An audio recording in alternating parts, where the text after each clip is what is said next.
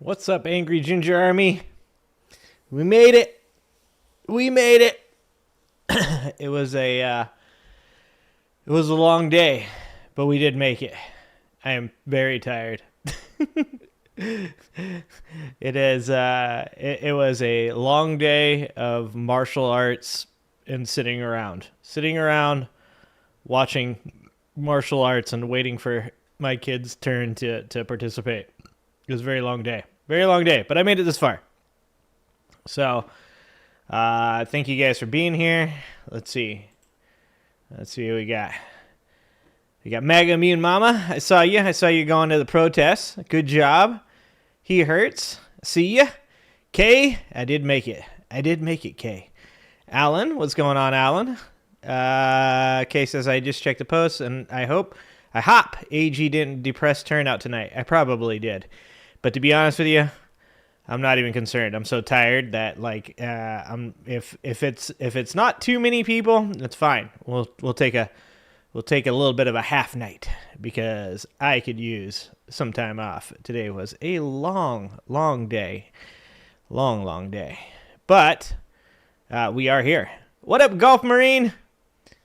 I hope your foot's doing better. Nathan, what's going on, Nathan? What's going on? Woke Mike, what's happening? See, all the good people are here, so that's all that matters. All right. Well, obviously, today we had all the protests going on, which was big. Really interesting to see, even in the smaller places like I was going through. My wife was showing me posts from some smaller cities with some bigger protests. So that was nice to see. Really glad to see like the bigger cities and these gigantic protests that are going on right now. Like the amount of people that are coming out for these protests is, in my opinion, really surprising. Really surprising to see that many people protesting. And I think it really speaks to how many people are kind of tired of President Elon and Donald Trump shit. So it's really good to see, real positive to see. And I hope that this kind of continues. You know, it's like you just can't get tired, even if I'm tired. Like they're trying to exhaust you. They want you to be tired. They want you to be apathetic. They want you to give up and give in. And we can't do that. So that's why I'm here. Drinking coffee. There was a decent sized one in Benicia. Nice. And like I said, it just comes down to we need to see more, you know? Like, people need to not grow complacent. I mean, that's what we have to do. Diane Russell is playing. Yeah, I saw Diane was playing. I should have just went over there and drank some tequila and listened to Diane's music. But I figured it's Saturday. At the least, I should be getting on here and, like, saying hi to you guys and sticking to my schedule as well as possible. And watching a couple videos and then do it, you know? JF, this will be a marathon? Exactly. Yeah, it's not a sprint, it's a marathon. You gotta get out there and actually do the work. And it's not a 2-round fight, it's a 10-round fight, you know? And the hardest rounds are always the championship rounds. So this is just the beginning. This is the part where we're just testing it out, getting a feel for everything. And then we're going to have to find out, like, you know, what we're made of in the late rounds. That's what it comes down to. Did I see Tim Walz' response to Elon crying on Fox? I saw something, but I don't know if that's specifically what you're talking about. Here, let's pop down into Little Me. Let's go to Mini Me. Oh, we didn't put up the... I just barely got on here, so let's see. Is it this one? That's not going to work. Oh, here we go. There we go.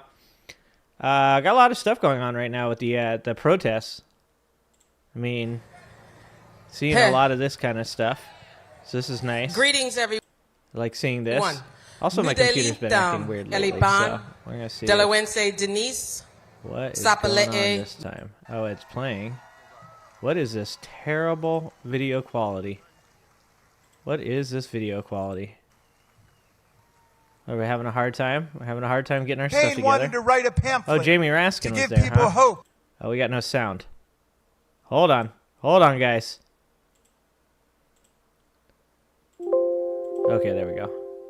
During the darkest hours, And he wrote this beautiful pamphlet called The American Crisis. I just want to quote, "We the people, in order to form a more perfect," did you say a more perfect government? "Without being arrested, deported, or fired." Nice. We got the right to read the books we want. Nice. Including 1984 Good to see Jamie and The up there. Handmaid's Tale. I got 1984 back here. Handmaid's Even Tale if they top. now belong in the nonfiction section. We've even got the right to call the president Reverend No Breaking Your deranged Ankles. for crashing our Ben, economy, what's up, Ben? destroying $6 trillion of wealth and turning my What is up with this video 401k quality? into a 201k. It'd be 200.5 actually. And the press has the right to call the Gulf of Mexico the Gulf of Mexico. I just did my Ukrainian Madison's talk with Constitution a gave lady us the from. two most beautiful I actually words lived in Ukraine for a in the while. English You language. see his Ukraine Due flag there process. on his jacket. Let's stand with Madison and Virginia and the people and Thomas Jefferson and all the people of the Commonwealth of Virginia, and let's say, hands off the Bill of Rights. That'd be nice. That'd be nice. Hello to the 713,000 tax-paying patriotic citizens of Washington, D.C. Your officers like Michael Fanone joined the Capitol Police on January 6, 2021 to defend Congress against the worst insurrectionary and mob violence of American history brought down on the Capitol, which wounded, hospitalized, and injured more than 140 of our police officers. These were monsters who turned the flag of America into a weapon of war against our police. And now Donald Trump says he wants to set up a fund to compensate them. Mr. Trump, if there's going to be a fund to compensate people for January 6th, we're going to compensate the police officers and their families. Yeah, that's not a bad idea. Yep, I know, Christina. We're going to back the men and almost women went over of the there and just sat there and watched that instead of doing my stream. The coup. Yeah. We're always streaming at the same Meantime, time. the people of D.C. What's have that, a $5 valid, bona fide political grievance, not an imaginary one. They've not stormed the Capitol or tried to overturn an election or hang the vice president. They petitioned for statehood like 37 states before there, just them. give your moderator they did it the right $5 way. so you can share your so Discord we say to Donald Trump chat. and Elon Musk, hands off Greenland. That's an independent country. Stay away from Greenland. Hands off Canada. That's an independent country. Hands off Panama. That's an independent country. Statehood for Washington, D.C. And you know, the thing about all this stuff, and I've been like looking pretty deep into all this tariff stuff. I've been spending a lot of time reading on Moran or Moran, whatever you want to call him, Trump's main dude that's behind this whole idea with tariffs and crashing the market and all of this business. And, you know, it really comes down to the fact that Trump and J.D. Vance and the rest of these people really want to create a kingdom for America that is global, where these other countries are pretty much their vassals. They want them to be in these like positions where they don't have the ability to trade fairly with a country as large as us, and instead are beholden to what we do. So a lot of what they're trying to do with the tariffs and all this other stuff, as it seems so far, I'm not very far into all of this, but I do get the gist of what they're trying to do as far as reindustrializing America and bringing back production to America and all this other stuff. But like the main place I think that they make a mistake in all of this is other countries aren't going to just bow down to America. They're going to form alliances. Like the EU in and of itself already has done that, right? But all of these other countries, these smaller countries that are not a part of big alliances like the EU, are just going to end up banding together. That's what you do. Like if you're in business and you're a small business and you don't have the buying or purchasing power of a big business, you form alliances with other small businesses and you create groups that can then have collective bargaining, just like a union would work, right? So you're just going to have the same thing happen. And you also, I don't think they take into account that they have Donald Trump as the person who is the head of all of this, who doesn't create any type of like good faith argument to become a vassal of America. Instead, he's just trying to like push them to become America's vassals in this like really like awkward bullying way.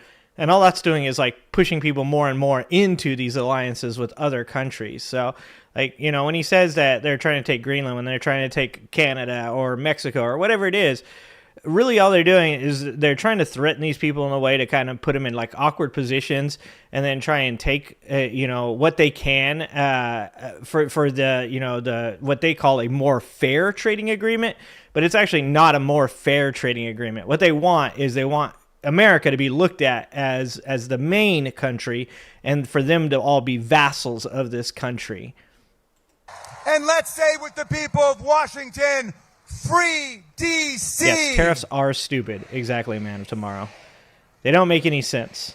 Even the people that were in his camp were saying that it's stupid to do so. I want to say a special hello to people across America, but especially the people of Wisconsin. Later, Mama. Thanks for getting out there and doing the damn thing. Thank you. They showed America that organized people who want nothing but freedom can defeat organized billionaires who want nothing but power. Here in America, Mr. Musk, justice is not for sale, and we don't raffle off state Supreme Court judgeships for $1 million prizes. That was a beautiful thing to see. Stop trying to buy our votes. Stop ripping off our beautiful government to see him lose and that. stop stealing our data.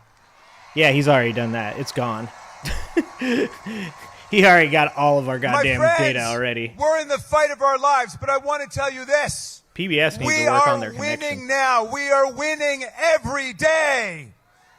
We are winning in court, where 39 judges appointed by 5 Republican and Democratic presidents have issued 56 preliminary injunctions and TROs against this lawlessness.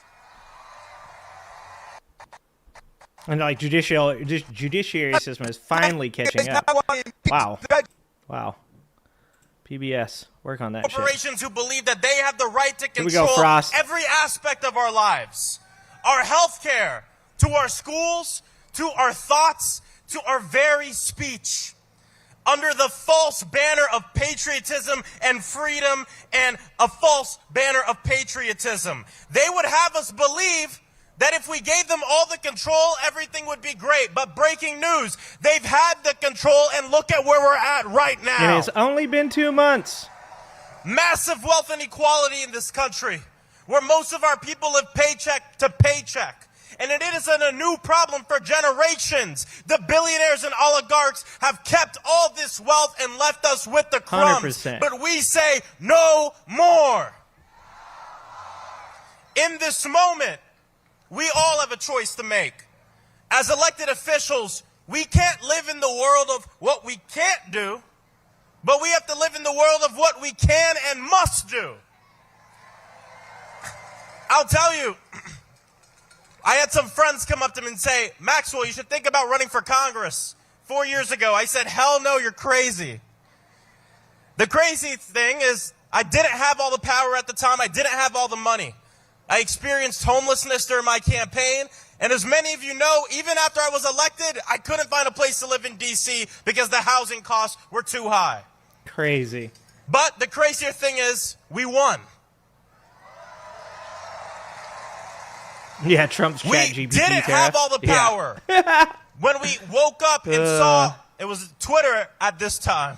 When we woke It's up still and saw Twitter. on Twitter It's that still a black Twitter. man, George Floyd, had been lynched in broad daylight.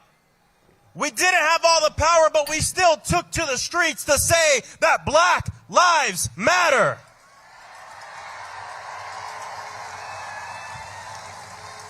They didn't have all the power. Hi, Manic. When a gunman walked into Marjorie Stoneman Douglas in Parkland, Florida, and Right. murdered 17 students, children, and teachers.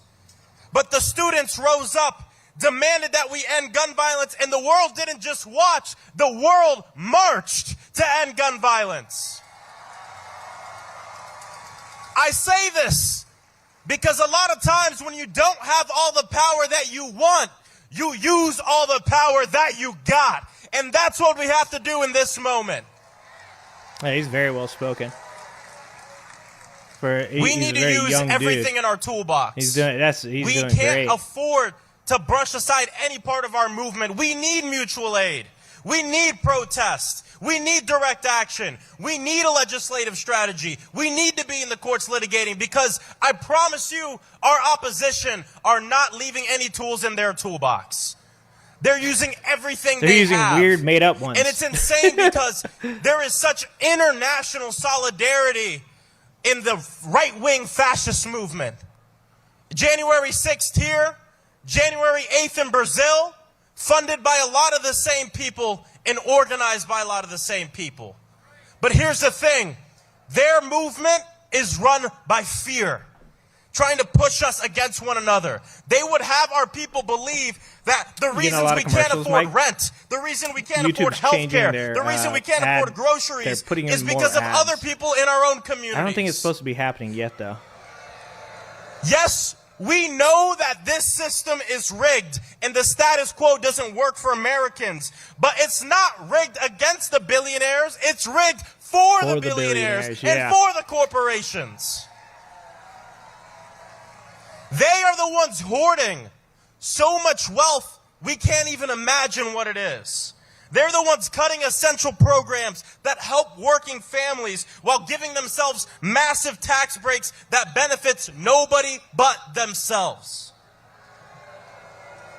They tell us that immigrants are stealing our jobs, but they're the ones shipping jobs overseas and hiring corporate lawyers to go and union bust. And will continue to do so, even they're with the ones that are screwing us over on the jobs. They tell us that trans people are a threat to our children, but they're the ones dismantling public education. They're the ones denying the climate crisis. They're the ones poisoning our planet. They're the ones doing nothing about the national public health emergency of gun violence. And they want us to believe that they're the patriots of free speech. Right. But they're the ones kidnapping and disappearing college students across this country that are just fighting for peace to ensure that innocent people don't die. Real. The message is simple. I'll be right back. I'm going to let this play. I've been traveling the country. I went to Michigan with my good friend Senator Chris Murphy to a Republican district. And the message is simple. We're in this situation not because of our neighbors. I promise you, your bank account looks a lot more like your trans neighbors or your immigrant neighbors and nothing like Elon Musk's. In fact, we're all closer to being on the streets than having a bank account that looks like his. How do you think he got to where he's at?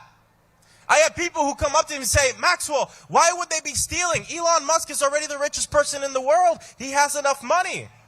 The question is, how do you think he became the richest person in the world? And, you know, Elon doesn't like me. If you told me 5 years ago that the richest man on earth would be tweeting about me, I mean, it goes to show Elon's a great example that money can't buy you happiness, and money can't buy you a Wisconsin Supreme Court seat either.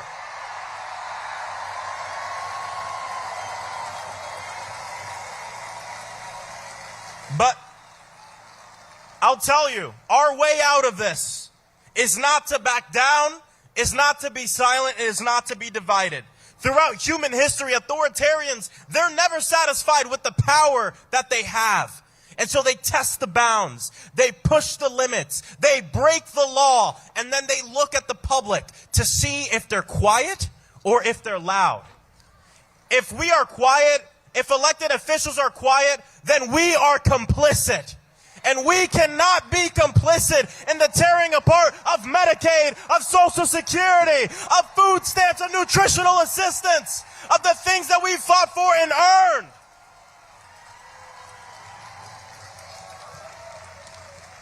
This is why Democrats in the House and across the country, we can't be and we are not the minority party. We must be the opposition in this moment. And then in less than 2 years, we will become the majority. And I'll tell you this, Elon Musk was on the news the other day saying, well, if the Democrats win, it's just going to be subpoenas and investigations. It's the one thing he's right about. You're damn right there's going to be subpoenas. You're damn right there's going to be investigations. Because when you steal from the people, expect the people to rise up at the ballot box and on the streets.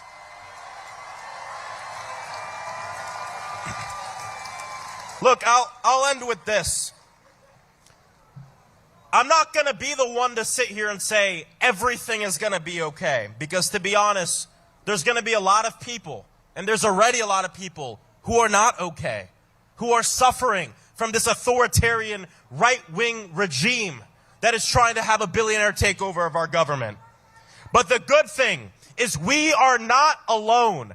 Not just in this moment and in this crowd, but I mean we're not alone in the grand mosaic of humanity and timeline of justice. We stand alongside the water protectors, the freedom fighters, the anti-war warriors, the labor organizers, and movements of working people throughout human history that have seen the world through the eyes of the most vulnerable and said, we are all together. We are not divided and we are not apart.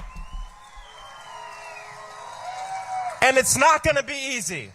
And I know this coming from a movement. You know, I got involved in politics when I was 15 years old because I didn't want to get shot in school. I was a part of movement for 10 years and still part of the gun violence prevention movement. That the time when the most people give a damn about our issue is coupled when there's the most death and chaos. A movement when the country is paying attention to us. This is what's going on right now. I always tell people, the testament of an organizer is what you do when nobody's paying attention. But the testament of a movement is what you do when the world is watching. And the world is watching our country right now. The whole goddamn world is watching. And they are judging the shit out of us. There will be times when we feel discouraged. There will be times where we feel disappointed. But when those feelings overcome you, think about this moment. Think about our people. Think about our stories. And think about the people who came before us. And in my mind, I always think about the amazing Angela Davis when she said, I am no longer accepting what I cannot change. I am changing what I cannot accept. Yeah. That's a great So to the people, can you accept cuts to Social Security? No.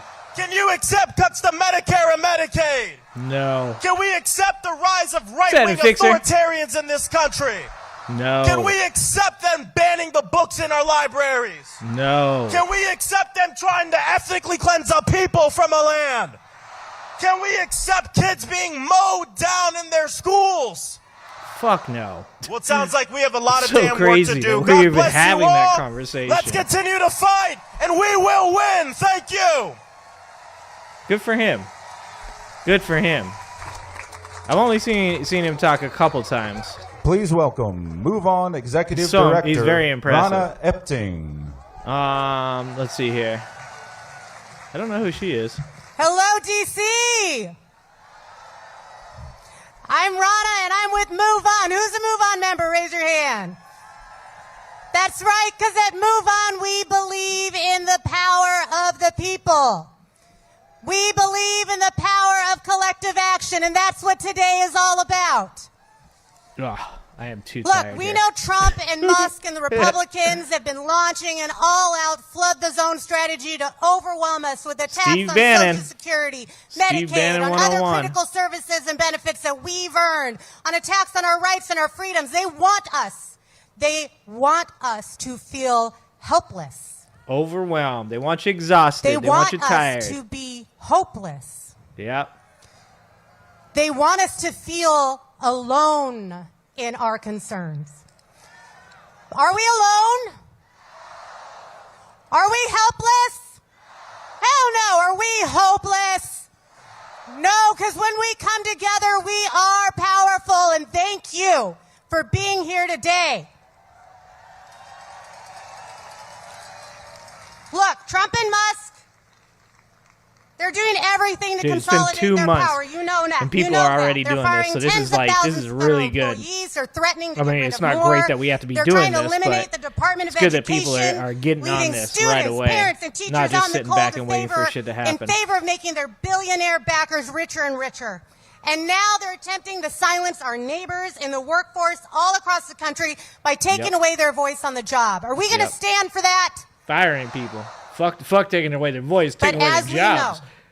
The working people united will never be divided, will never be defeated. And you're about to hear from some incredible leaders of unions here today.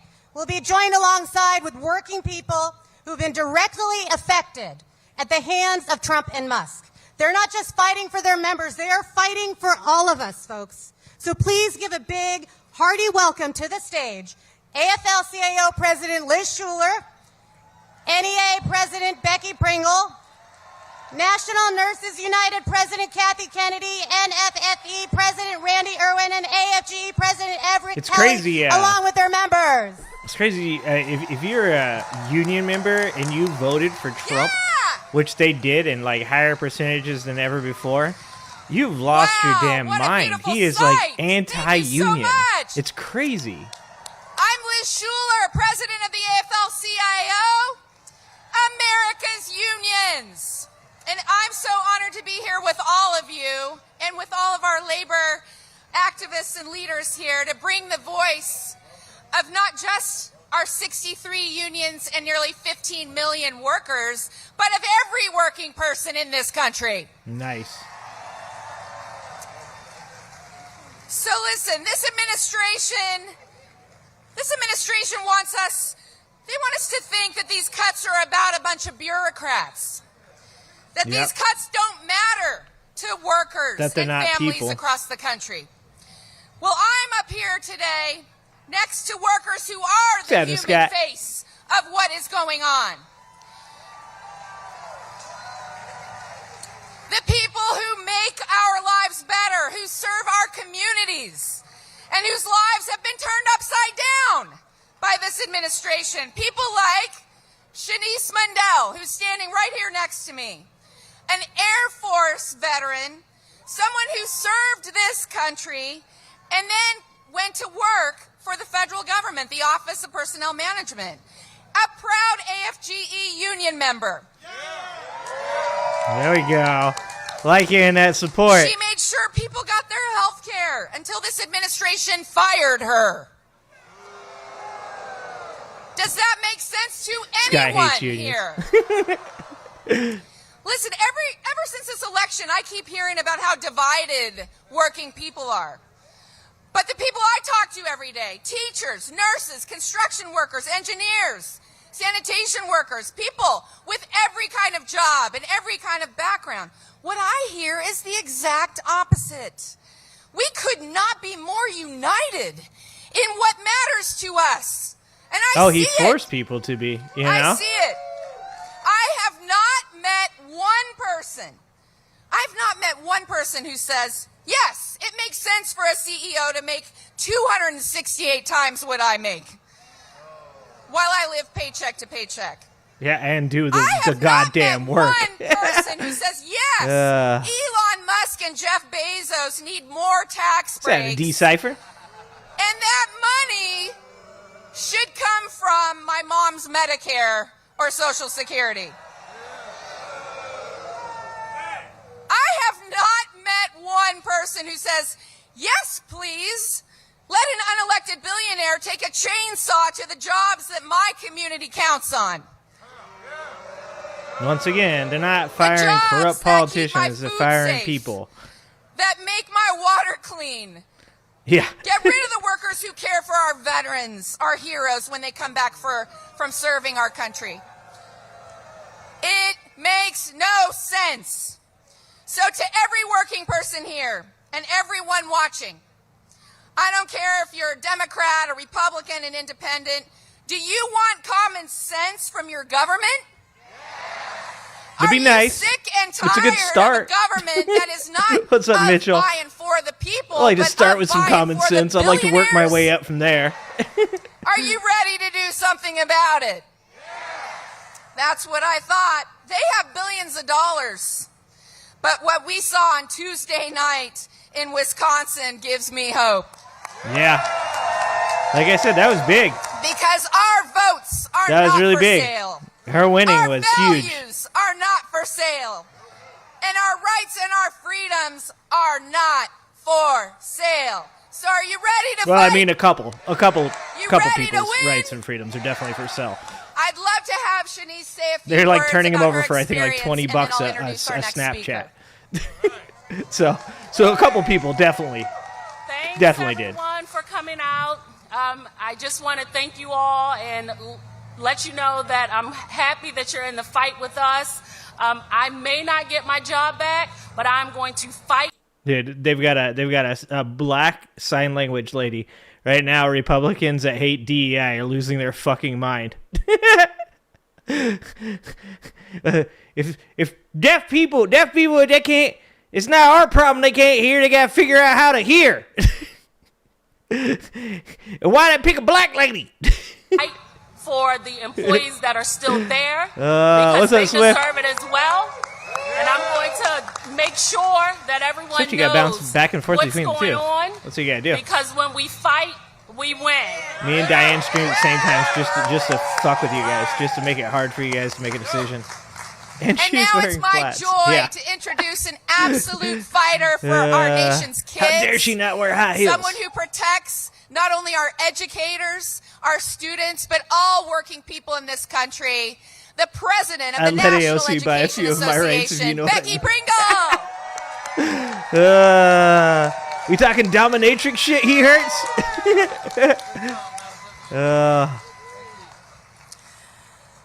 The view from up here is magnificent.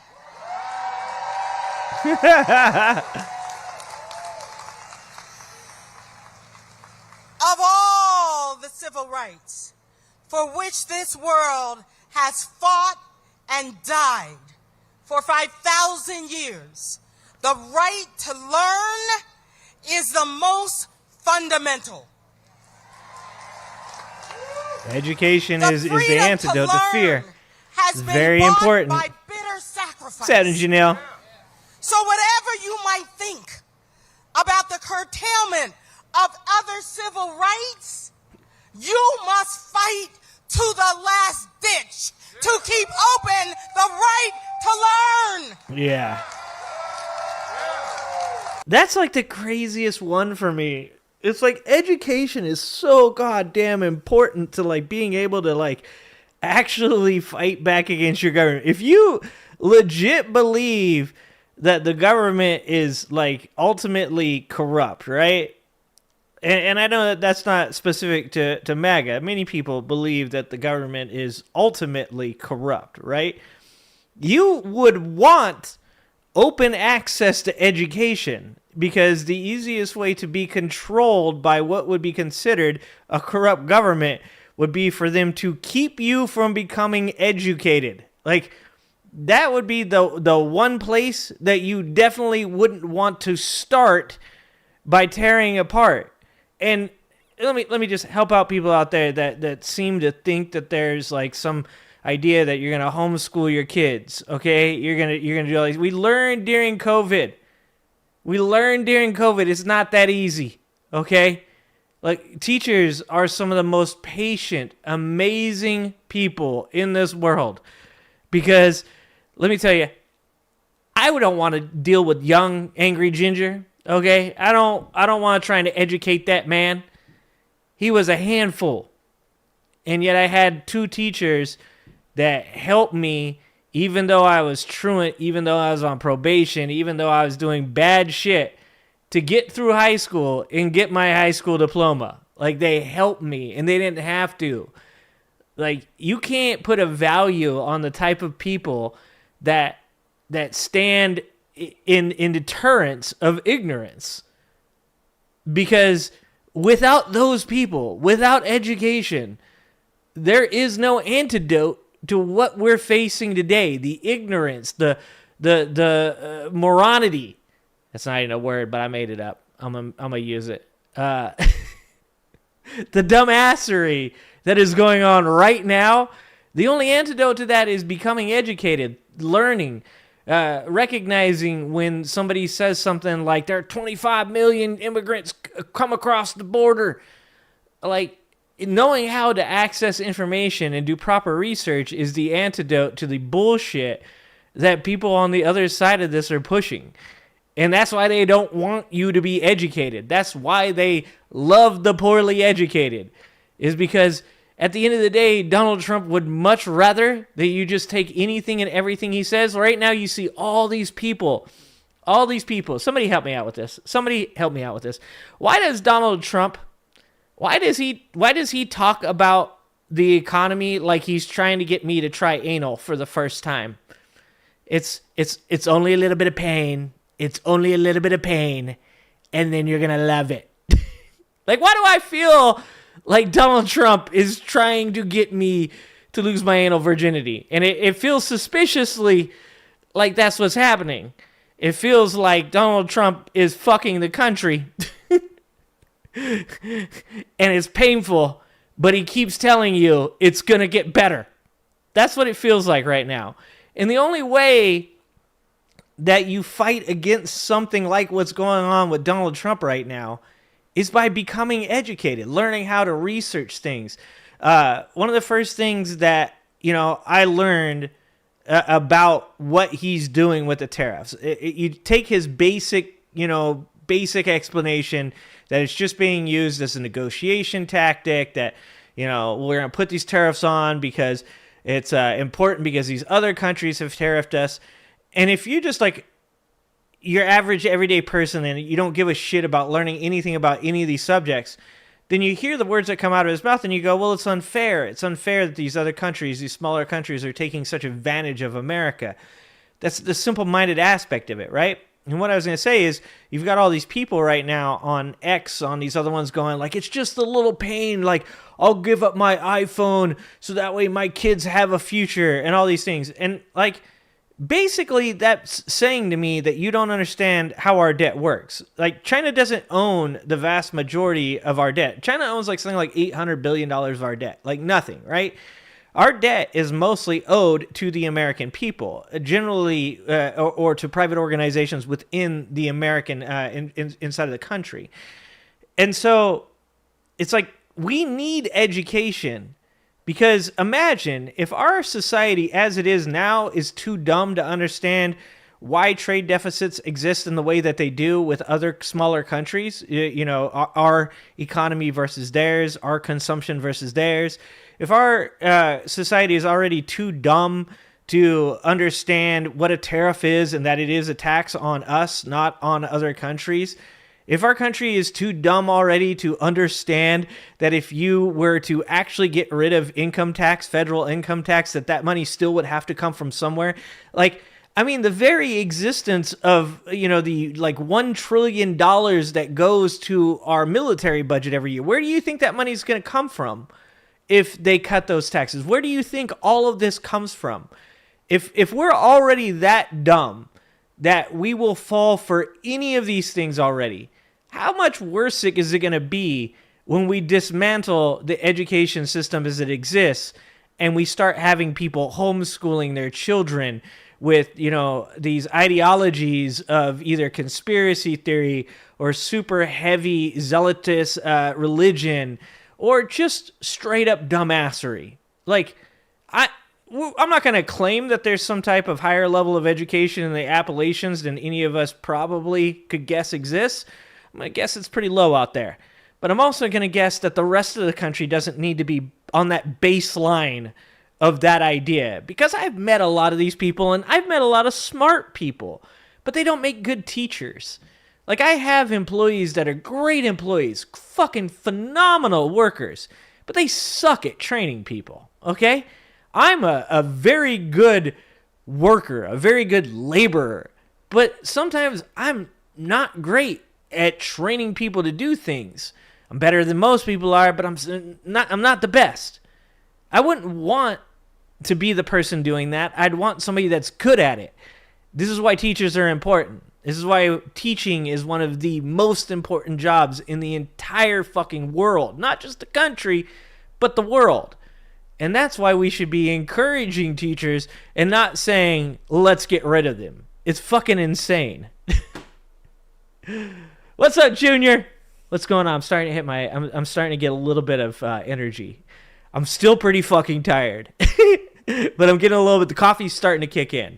What's up, AJ? What's up, Figment? Let's check this out. Let's finish this here. What up, Perry? What's going on?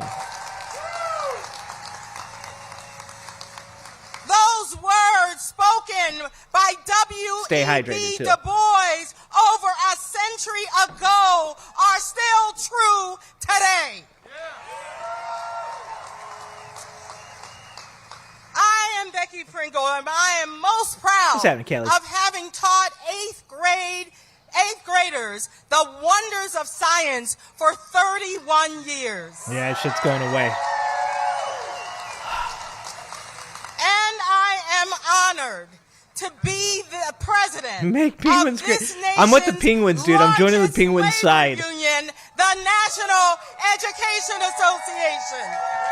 Maggie and me and Mama went to one, Kelly. I am joined here Exactly, on stage Cajun. by Exactly. teachers and education support staff. And we are joined by the 3 million people who have dedicated their lives to teaching and nurturing, counseling and feeding, driving and taking care of this nation's 50 million students. That's the crazy thing. That's like what we learned during COVID, was that not only are these teachers super important in the way that they're like teaching our children and, you know, helping them towards, you know, the future. They're doing the job that the Andrew Tates of the world claim they're doing. They're raising our children when we're not there. And on top of that, they're literally our daycare. For most of us that have full-time jobs and have had small young children, not small children. Some older children are still small. Like 4'11" is what I'm saying. I think that, you know, something that we all recognize and probably didn't appreciate, probably took for granted until COVID, was how many of us really depended on teachers to watch our children.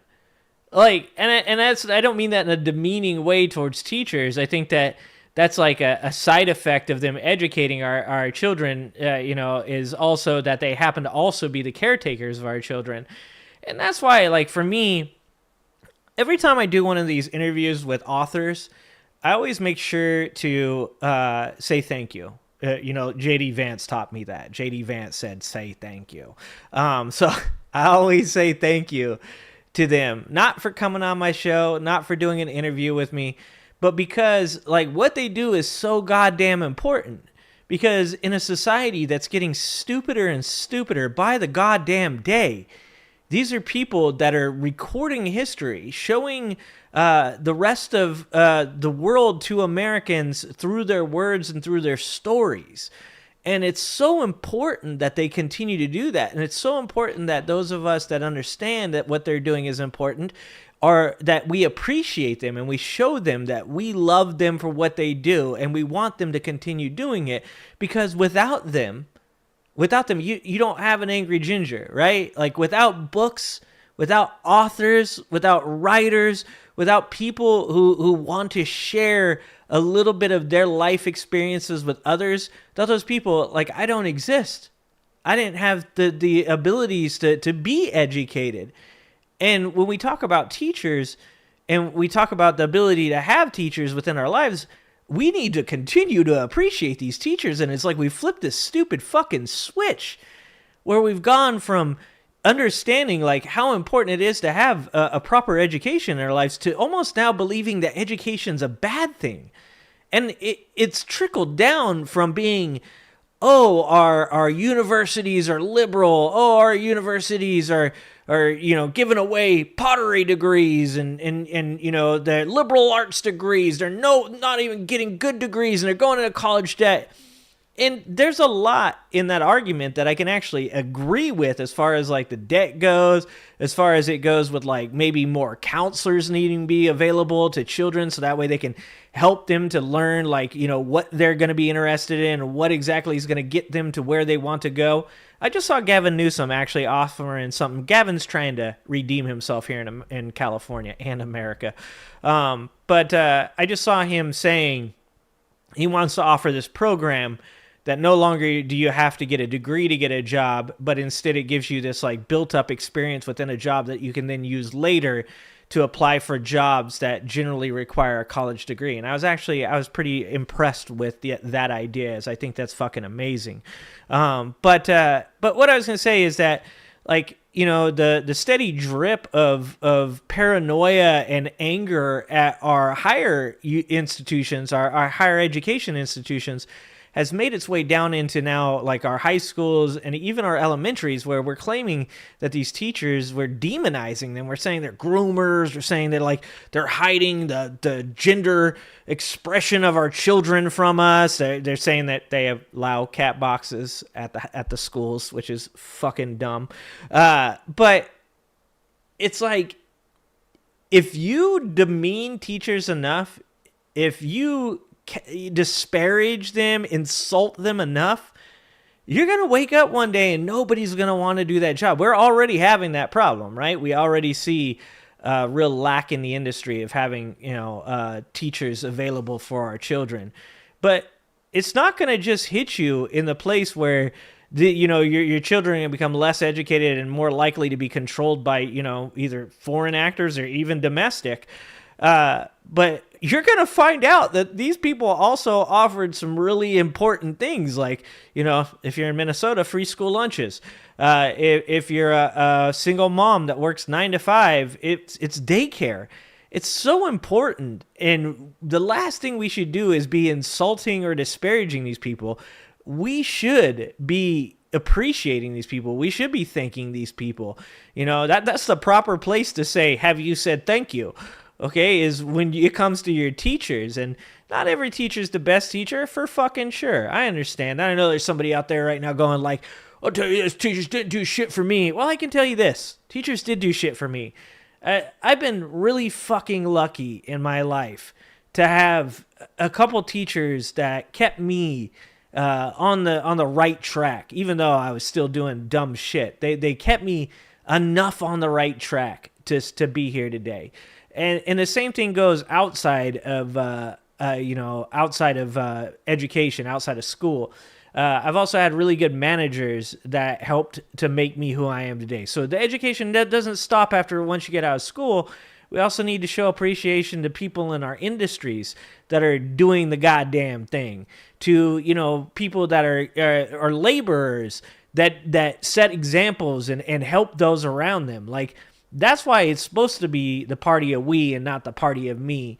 It's because, sure, is there a teacher that I dislike growing up? Yeah, but the majority are good people. Are there people out there that are lazy and living off the government? Sure. But I want to believe that most people want to do better for themselves and the people around them. And I think that for the most part, what Trump and all these people have done so well is that to convince people that the majority of people are malicious, they're deviant, they're bad people. And I just, I don't believe that. I really don't. I think that most people want to just live their life, be able to have a house, a roof over their head, and food on their table, and the chance for their children to succeed. I think that's the vast majority of the country. And I think that even crosses party lines, but it's insane to me to watch people that what they believe is that they should have a fair shake. What they believe is they should have a roof over their head and the access to healthy food. And then they turn around and they vote for people that want to take away all of those things and say, well, it's not my fault I'm taking it away from you. You should have tried harder. That's insane. That's insane. No more litter boxes in our schools. And we're all here to say, hands off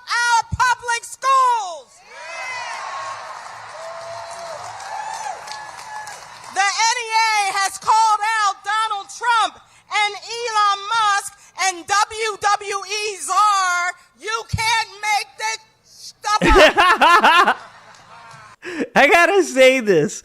I grew up with some very strong, loud black women. All right.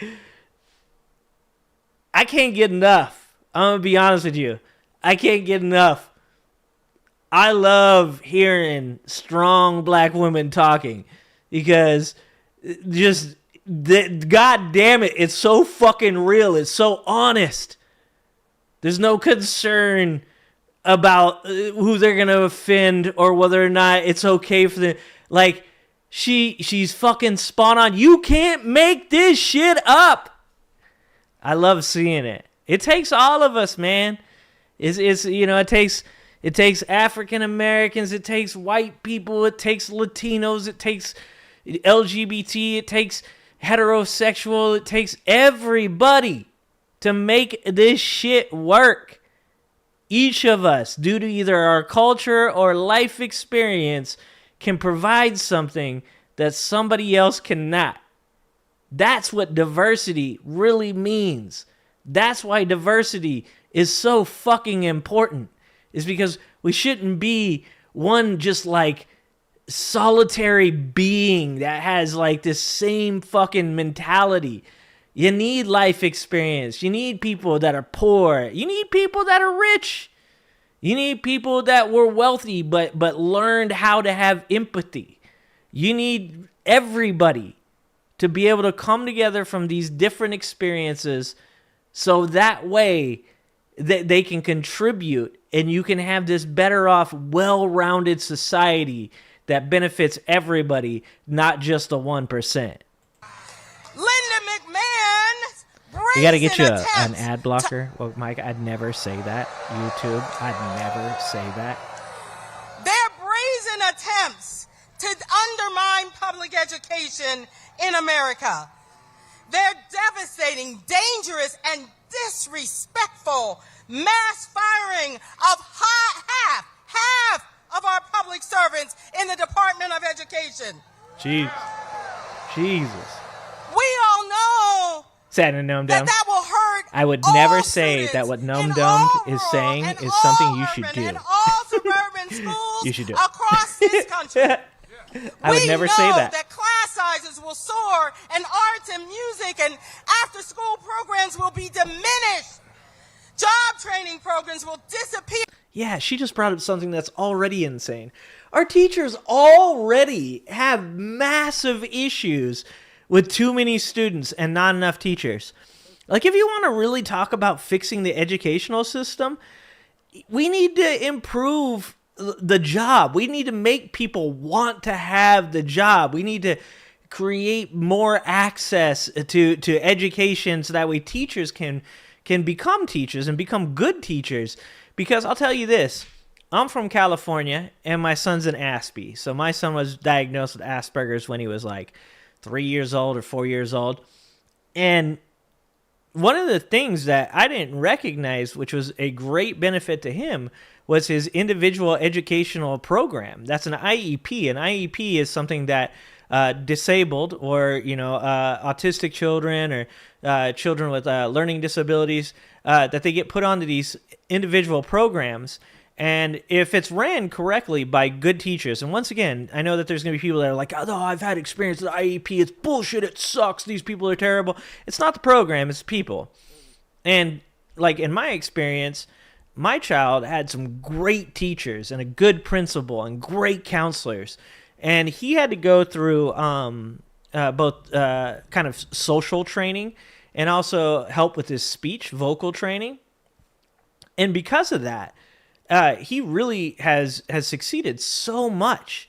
He's become so much better. And, he's a really intelligent kid, but he has real problems with attention. And at first he had some real problem with his social skills. And I can't stop thinking about the fact that if every child got the amount of attention that my son gets, like, the world would be such a better place.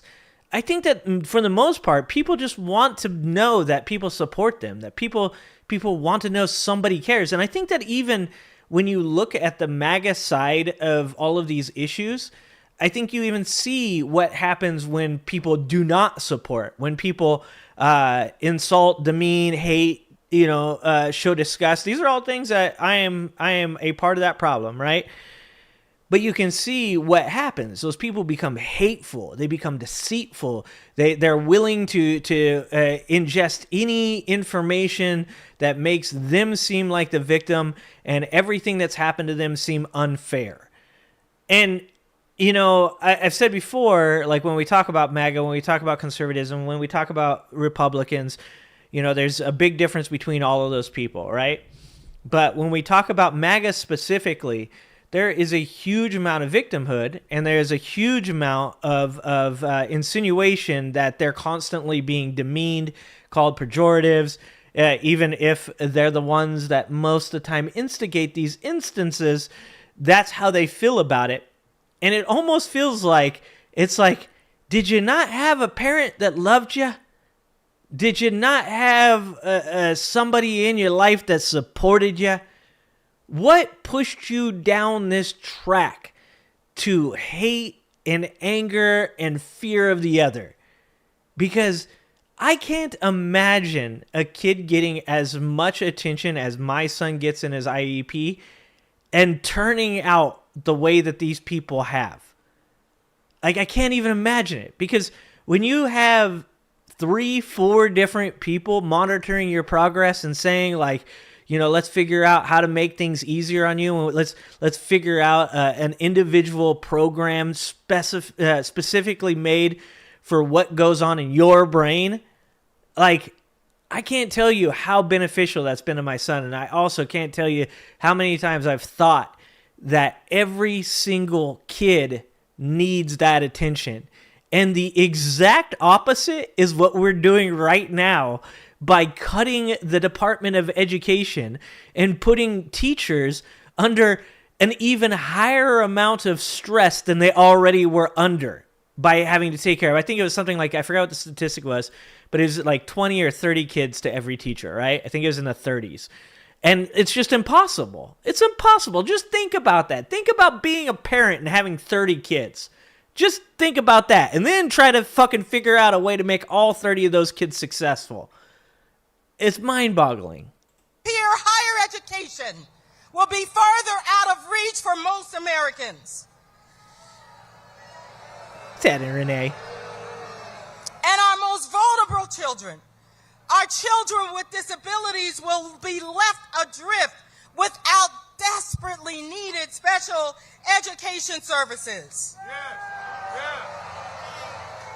And the civil rights of our students will be eroded. Yeah, what is? That's why the NEA and our partners sue them. There you go. You hear that? I love that. Hands off, Donald Trump. Let's go. Get mad. Hands off, Elon Get Musk. loud. Hands off, Linda McMahon. I just left Kentucky, where we were celebrating their success. 120 counties, every one of them voted no to vouchers.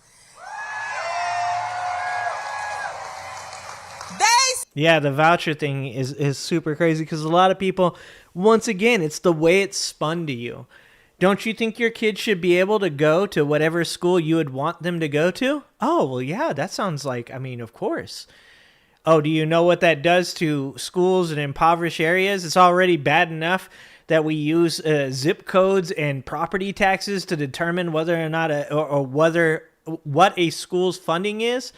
Like, I'm not saying the system we have right now is the correct system. As I've said a million times before, we don't disagree on things like our educational system needs to be fixed. We don't disagree that the way the system is currently set up is dysfunctional, confusing, and chaotic.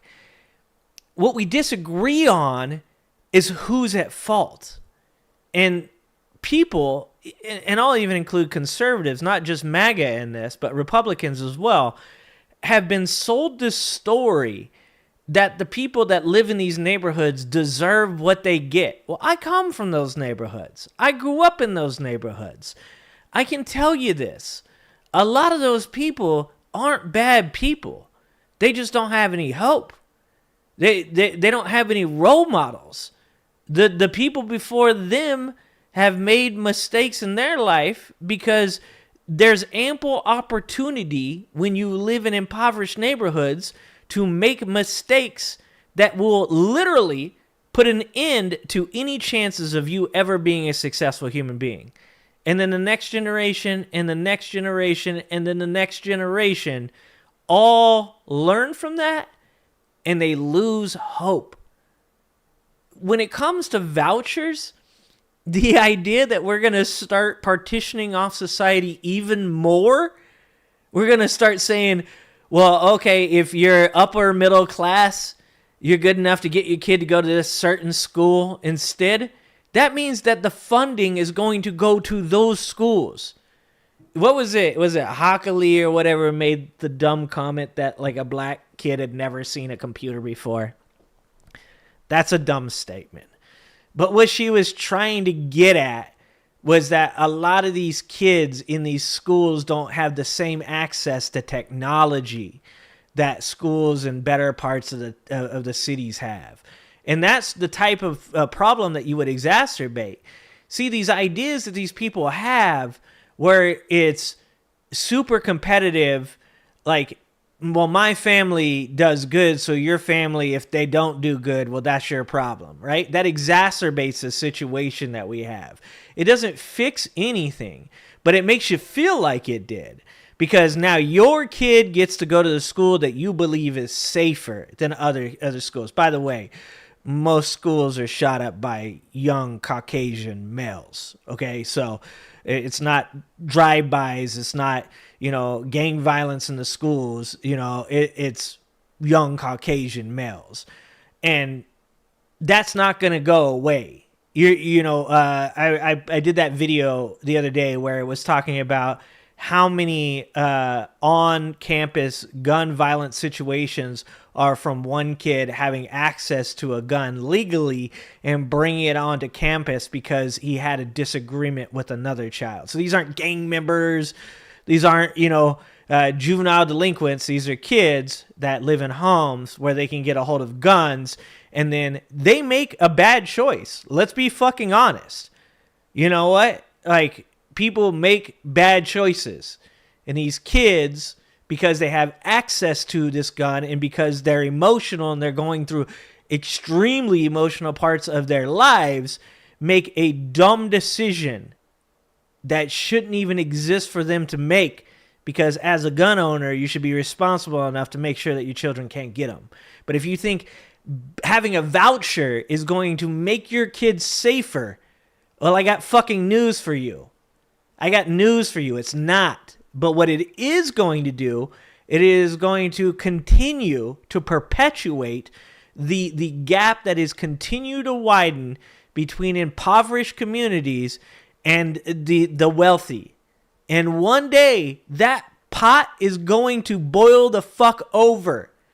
And if you think that you're going to just, go inside your house and lock the door and the rest of the world's going to go away because you sent your kid to a school that you got a voucher for, that shit's going to come knocking on your door. And if you don't open it up, those people are going to kick it in because they got nothing to lose. That's why people commit crimes in impoverished areas. You don't understand that. You don't get it. The more you have to lose, the less likely that you are to commit crimes. It's not that a person is just a shitty person and they want to commit crimes. It's because they don't have anything to lose if they do. I was listening to somebody the other day, and he said the first things. I was watching this documentary on the 54th Street Crips in Los Angeles, and the dude said, the first things we stole was food, and that hit home because that was me when I was a kid, right? Like we'd break into this Subway place, not Subway, but a place that made sandwiches, and we'd steal sandwiches because we didn't have anything to eat. That was just, we weren't breaking in to steal money. weren't breaking into fucking, steal equipment. We broke in because we didn't have anything to eat. I used to get kicked out of fucking trash cans behind Albertsons and shit like that because we didn't have anything to eat. The way that you solve people committing the types of crimes that everybody is so fucking afraid of is by solving poverty. One of the reasons that immigrants commit crimes at half the rate that American citizens do is because they have something to lose. If you want people to be here, if you want people to invest in the country, then you have to invest in them. Because if they have nothing to lose. You want people to know that if they commit a crime, if they fuck up and get fired, that they lose things. Because that's all we want. We just want to have a reason, a purpose. He said loudly and clearly, we love our public schools. Hands off our schools.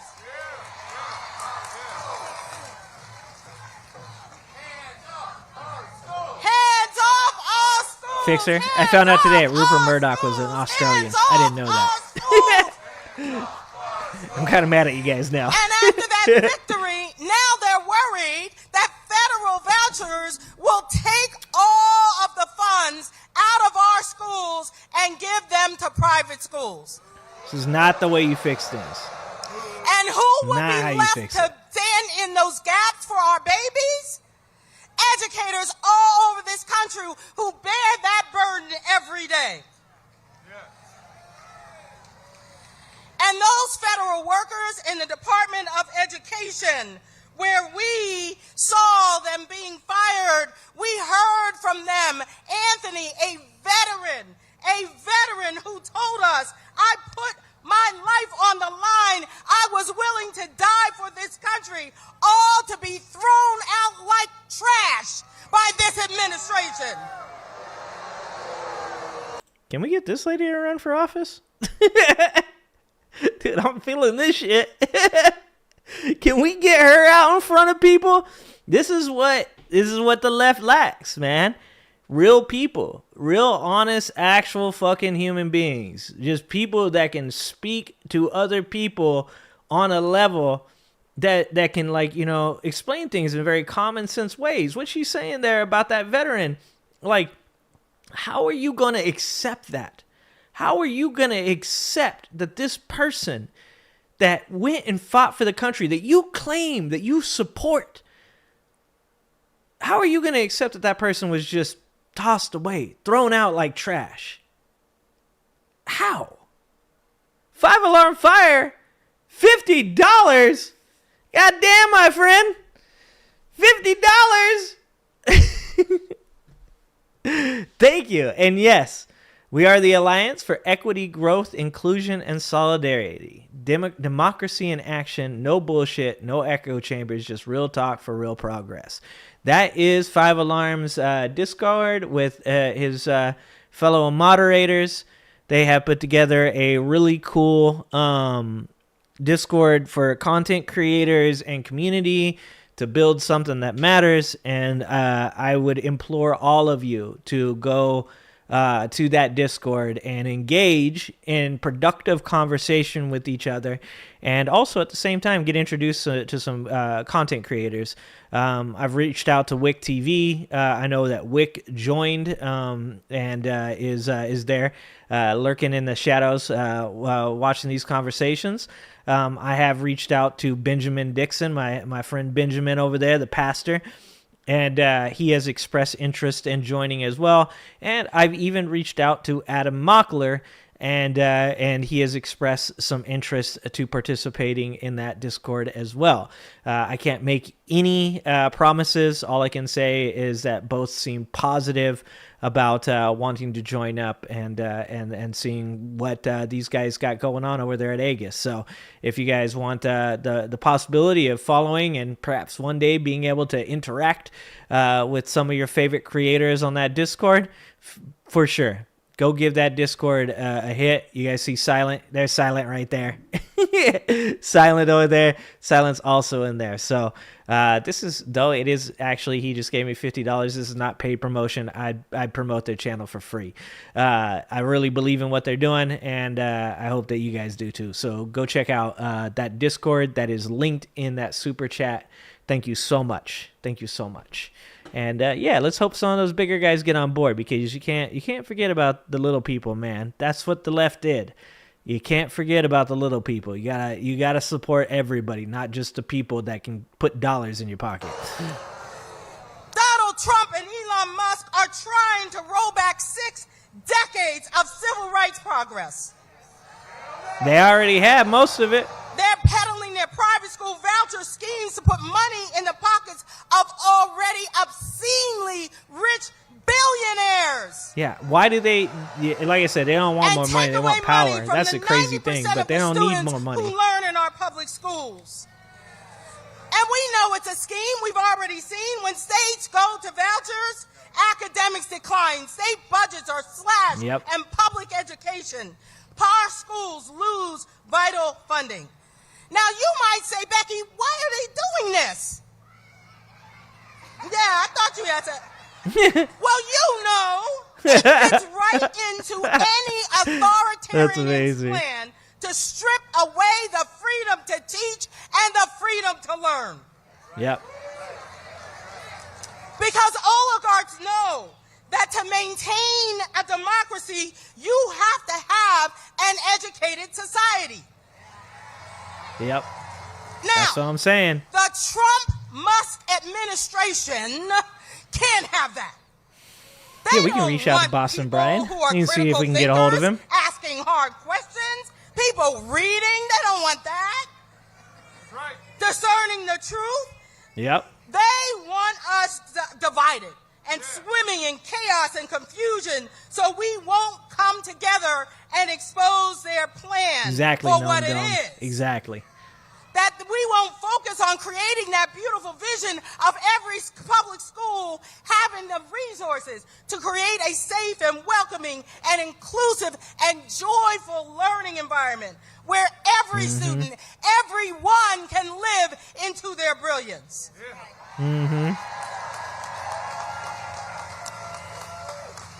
I am deliberate and afraid of Thanks, Muriel. nothing. Thanks for joining. And I got your email. I think I emailed you back. I'm going to check out your stuff. Let those powerful words I already of read some of it, just so you know. fuel our courage and resolve. Deliberate and unafraid, we will demand that every student has what they need and what they deserve. There we go. Get this woman a fucking job in Deliberate Congress. And unafraid, we will fight Let's for go. every educator to be respected and compensated for what they do for this country. How is that fucking extreme? Deliberate and unafraid, we will continue the fight for education justice and economic justice and social justice until this country lives into the promise and the poetry of our Constitution. Dude, I love this lady. We the people, say it with me. We the people. We the people. We the people. I fucking love this lady. All of us deserve that right to life, liberty, and the pursuit of justice. Let's So we fucking will go, continue Becky. To demand that you keep your hands off our schools, keep your hands off our rights, and we won't stop. We the people won't stop because our children, our babies are depending on us. Yep. They're depending on us to be worthy. Let's of fucking them. go, Becky. And now, from the National Nurses United, give it up for Kathy Kennedy. Kathy's going to have a hard time following that. Oh, all right. I wanted to watch some of these speeches. Maybe we'll come back and we'll watch a little bit more, but I'm starting to have a little bit more energy now. I've now drank my coffee. the after effect of the fucking 7 hours or whatever it was, 5 hours of martial arts tournament that I just came from. Feeling a little bit better. I'm feeling a little bit better. All right, so let's watch some other videos, because there's some interesting stuff going on in the world right now. Hold on, I want to watch this. This is our bonus Armageddon update. Let's watch this one. I'm Christopher Titus, and this is the supplemental breaking news Armageddon update. Well, we are 74 days into the worst shit show since the... Okay, is there a person walking across the White House roof? Is he going to jump? Is he going to jump? Like, that White House, like, with the way this country is going right now, that shit should be, like on fire or something right now, because the country is, we are not doing well, okay? Like, he should have a little bit more of a, like, an apocalyptic background. The last shit show Trump ruled over, and we have a few things to discuss, people. The stock market has now dropped 5,000 points since Trump took office, roughly $11.1 trillion.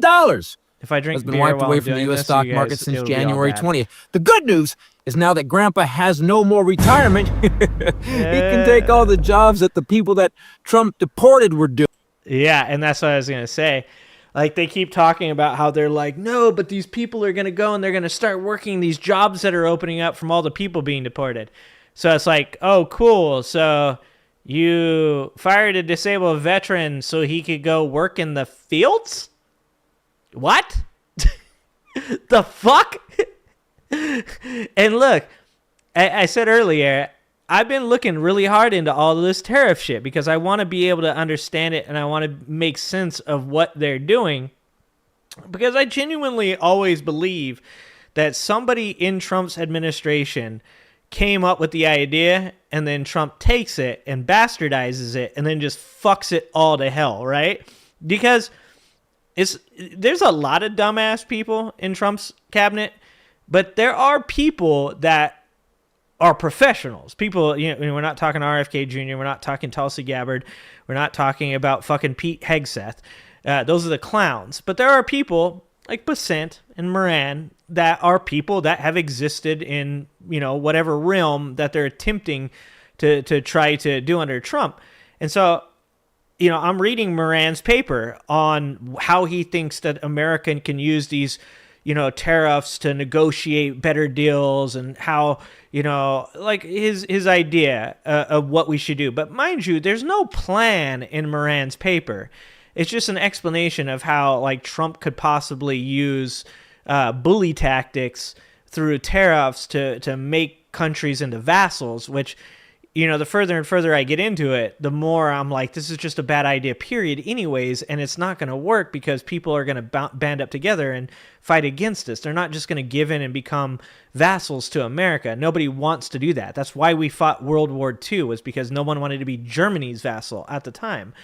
And so in reading that and educating myself and attempting to take the path of most resistance, the one that says, how hard is it for me to defend my argument against what these people believe, right? You tend to come across the more basic arguments, and you can oftentimes also go with the cliche, keep it simple, stupid, right? It's like, most likely the simplest explanation is the correct explanation, Occam's razor. And I can't help but fall into the lane that when you're driving stocks down to a certain price and you have insiders that understand how stocks work, and they got out as true social people were getting out, and then they buy in back at the bottom, and of course the stocks go back up. And the thing about that is that Trump is trying to sell that to people as, well, you'll have just as much of a chance to become wealthy as the next person. But that's not true. See, you'll see my stepbrother in here every once in a while talking about Tesla stock, buying Tesla stock when it's lower. The problem with buying Tesla stock is you don't have enough money banked away to buy enough Tesla stock. Let's say it went down to $80. Let's say if it goes to 80, it's going to zero. But let's say it goes to 80 and it's going to go back up. And let's say it's going to hit their current target, I think is 340, right? That's what most of the experts believe. 340 is fair value.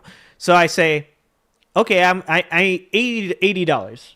And let's say I have $4,000, right? So I can buy 50 shares. I can buy 50 shares and it's going to make $200. I can make 10 grand over the next 8 years. Sure, 10 grand, but does that make you wealthy? Does that make you rich? No, it doesn't make you wealthy. It doesn't make you rich. It makes you a little bit of money. I did that during COVID, working with OTC stocks. I recognized that most of the people that were involved in OTC stocks were people that didn't know what the fuck they were doing. And I took advantage of that situation and made money off of it. But it's not something that I got wealthy off of. I don't have a bunch of money now. I just made a little bit of money and I put it in a mutual fund because I was like, oh, that was cool. That was fun. Whatever. Got some money. It's the same way that these shitcoin people do to people now. They make $200, $300, $1,000 off of a shitcoin. And they think, wow, that was great. But then they think, I'm going to be wealthy. I'm going to be rich because I'm going to keep doing this until I have all the money. And I'm not saying that it's impossible to do that. I'm saying it's implausible to do that.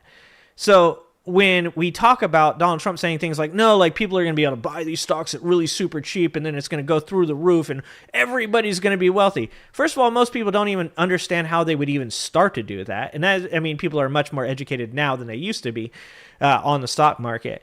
But most people don't know how to do it in the first place. And second, most people don't have the overhead that they would need to even begin the process of becoming wealthy through buying stocks at an incredibly low price. Most of the people that are capable of doing that already are already wealthy. That's why it's a revolving door of wealth, because wealthy people use times like these, like COVID, to buy stocks at an insanely low price and then watch them go back up. I can't help but think that that's what they're doing, that this Moran shit is a fucking just like a shadow. It's just like it's a shiny object. It's like, look over here. They have a plan. It's because of this guy's paper. And then on the other side of it is them just fucking literally doing the most basic bitch shit ever, and that is killing the stock market, insider trading, buying at the bottom, making a bajillion more dollars when it goes back up. That's the only thing I can fucking really think that it could possibly be. Thank you. Thank you for the $5 fixer. Thank you for the $5 fixer. I appreciate you. From Australia, that makes the whole Rupert Murdoch being an Australian, it makes it easier to deal with. Thank you. I can be bought. For the low price of $5. Also, 99% of this shit cryptos are scam rug pulls. Also, there's lots of economists that say there's no get rich quick in stock. There is no get rich quick in stock. Beetlejuice, no. I'm going to tell you this. When I was running OTC stocks, which most of them are shell companies, most of them don't exist. And if you go into it not understanding that, you're going to lose your ass, right? But I would get up at 5 in the morning and I would lift weights. And I'd turn on my E-Trade app, and I'd leave my phone sitting there with the E-Trade app and all of my stocks that I had purchased, all my OTC stuff, sitting there. So I'd be deadlifting or whatever I'm doing, and I'd be watching the phone the whole time. And every once in a while, a buddy of mine who was doing it with me would send me a message like, bro, this one's going to blow up, blah, blah, blah. And then so I'd watch it. In the number of times that I saw the potential for me to become wealthy off of an individual stock or even a handful of them might have happened once or twice. And I would have had to have been willing to risk my entire savings on a shell company, on an OTC, something that probably didn't even exist, that was probably a pump and dump scam, to possibly become wealthy. It's not a feasible option. Day trading is a way to make money. You can make a living off of day trading, but it's extremely hard. It's exhausting. It's incredibly stressful. And all it takes is one fucking mistake on your part, and you're done. And when we talk about cryptocurrencies, we should watch the video. We should watch the video from Voidzilla, where he interviews the guy that knows the dude who did Melania coin and Libra coin, which was the one that was supposedly an Argentinian government Bitcoin, right? Or not Bitcoin, shitcoin. And the crazy part of that is hearing the guy who sniped. So sniping is they sit around, they know when the coin goes live, and they have third-party programs that allow them to buy massive amounts of coins right as they go live, and then they can sell them off almost immediately when they want to at peak, when they think it's peak, right? And so what they do is they sit around and they use these third-party programs to buy up a massive amount, if they weren't already included in insider trading from the pre-buy, right? Like certain people get allocated a certain amount of those coins for being a part of the shitcoin. So they sit there and they snipe all of those coins, and then they wait for it to get to a certain point, and then they sell off so many coins all at once that the price drops to almost absolutely nothing immediately. And this guy, who's a very, very wealthy young dude who does this with a group of other people, was like, people, you don't understand. You guys are cows. You are here for us to slaughter. You guys, you think you're going to get wealthy. You get $100, you get $1,000, and so you get this like feeling of like, man, I know what I'm doing. He's like, that's just a setup. That's just a bait. He's like, we will snipe you. We will take your life savings. And we won't feel bad about it. And he even at one point, I think it was on the Libra coin, he was saying he might put a bunch of money back into it because he was getting so much pushback from other people about how fucked up it was what they did. And he was like, I don't know, maybe it'd make people happy if I bought back in and helped the price go back up. But that's how much money he has, millions of dollars, to put back into this coin, to just so he can avoid people sending him death threats.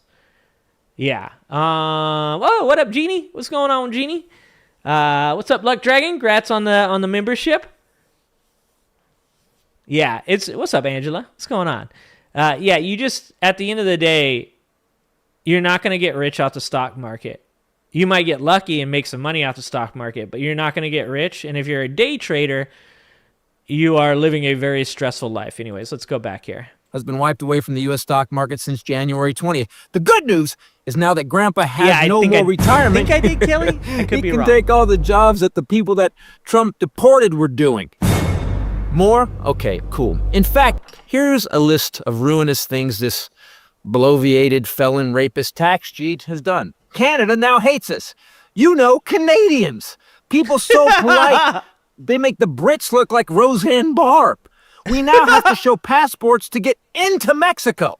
This ignorant, burnt-umber, second-generation American born to an immigrant mother has signed more executive orders than any past wartime president.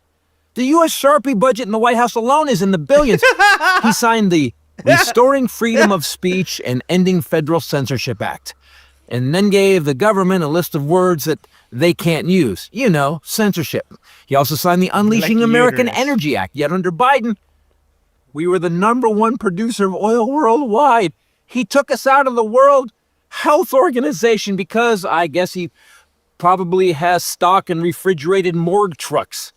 China had an average of a 3% tariff on our country. 3%. Trump was told by ChatGPT it was 67%. Yeah. China now has raised their tariffs to 34%. In fact, Trump raised tariffs on every country except for Russia. God.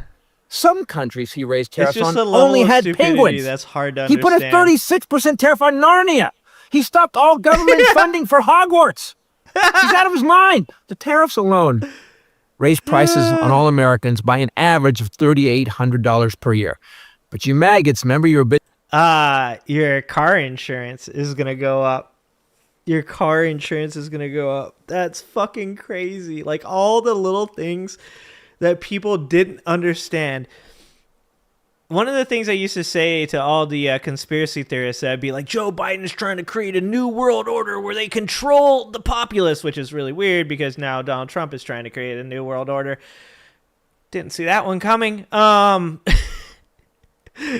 But what they would say is they like, America needs to be isolationist and learn to, live within their own means and only buy their own products. And the problem with that is that, like, we're past that. We have been a global trading community for over 100 years now, for over a century.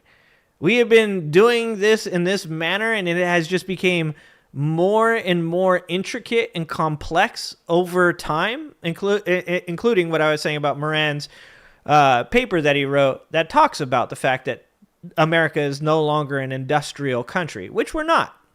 We're no longer industrialized. We sent all of our labor outside of America due to Republicans like Reagan. We chose to create a infrastructure where everybody is dependent on each other. And for the most part, because of our reserve currency status, most of these people in some way is dependent on America. Now, part of that was also that we also added legitimate defense of other countries. So America became America World Police, right? Fuck yeah. If you guys haven't seen that movie, go watch that movie. But the thing that we created during Reagan's terms and before him, I think it's called the Brentwood time. I can't remember what that era is considered.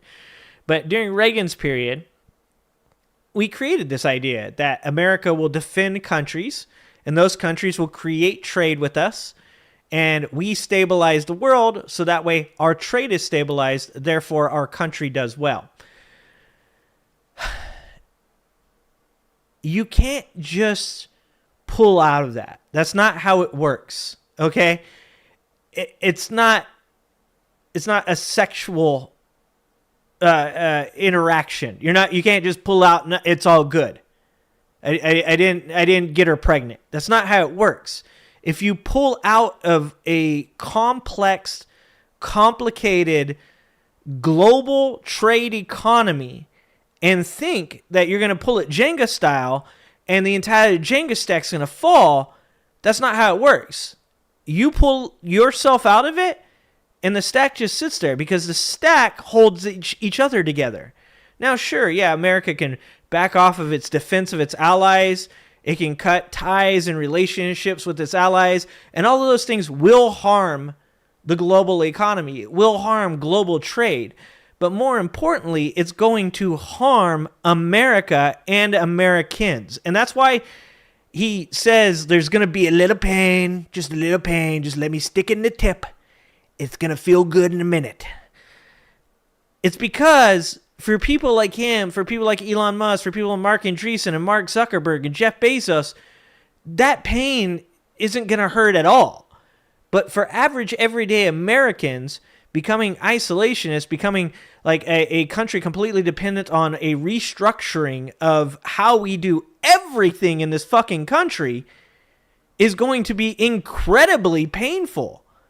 And, as you go down the tiers of classes from the wealthy, which are like 2 million and above, to the upper middle class, which are, a couple 100,000 a year, to the middle class, to the lower middle class, and all the way down to the impoverished, that pain gets exponentially worse as you go down that ladder and remove social safety nets. And that's what they're doing.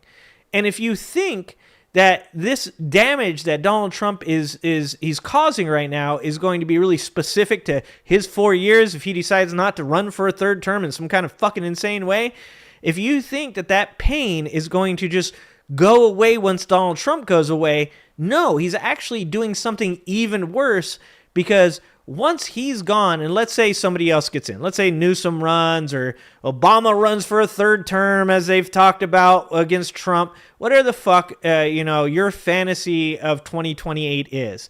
Let's say the Democrat wins. We're now at a disadvantage because Donald Trump has created such poor relationships with our allies, with our trade partners, that now they have the upper hand on us. This, for the most part, if you want to be the best faith and claim that he is attempting to do Moran's idea of restructuring the American economy and the global economy as a part of that, even if you want to give best faith in that, you have to agree that this is an all or nothing strategy. This is, you have the most chips on the fucking table. America is the wealthiest country. You have the most chips on the entire fucking table, and for some reason, because you think you're the smartest person at that table, you just shoved all of your chips into the middle of the table. You're going to sacrifice the slow building of America towards greater equality, greater wealth, potentially maybe one day fucking healthcare. You're going to sacrifice all of that because you want to make it happen within your lifetime, because you're narcissistic and want your legacy to be solidified by doing this crazy idea that you're going to restructure everything and then all these people are going to become wealthy. Let me fucking go ahead and drop this truth bomb on all of you out there that are MAGA. If you're lower middle class or middle class working poor, and you think that 10 years from now you're going to be rolling in the dough, talk to me in a decade, dog. You're going to be either poorer than you are now, worse off than you are now, or you're going to be just the fucking same you are now. You ain't going to be wealthy. And if it is, I'll tell you what. I'll come on here and tell everybody else fucking wrong. I'll tell everybody else fucking wrong. And you know why I'll do that? Because if we're all fucking rolling in dough and everybody's got health care and everybody's got equal rights, I'll happily fucking sit here and go, yeah, you guys were right. Fuck it. Bitching about eggs. Part. Yeah, the price of eggs at $5 a dozen. You'd have to buy 760 cartons of eggs to hit that number, and that's 9,120 eggs. So if you were eating 25 eggs a day, you may have a point about the price of eggs. But that's also why your house smells like that. But now you can't buy eggs because he tanked the stock market and lost $11 trillion. So now you're going to lose your job. And again, there won't be food in the stores because the people that picked the food got sent to El Salvador without seeing a lawyer or getting due process. You know, a lot of our against the Constitution you say you love so much. Europe has turned on us. And Germany thinks we're the assholes. Do you know what an ineffed bass-ackwards clusterfuck douche you have to be to destroy this country in 70 days? After the last guy fixed your first-term fuck-up, Trump? Trump has screwed us financially, internationally, on trade, on housing, on helping the poor. He's destroyed healthcare. He's hurting kids with cancer. And we have lost all the goodwill this great country built and earned since World War II. Yep. So it looks like we're going to have to start all over on fixing that goodwill. This man right here is fucking but with this idiot, it'll be after he starts World War III. Rolling in his fucking grave. I'm Christopher Titus, and this is the supplemental breaking news Armageddon update. Oh my God, what the like every day, we're back every fucking day, every day. 5-alarm, stay safe. Get in the basement, 5-alarm. You guys always trip me out. You're like, so there's tornadoes around. I'm like, you guys are made of thicker stuff than I am. I hear a tornado siren and I'm fucking going straight to the basement.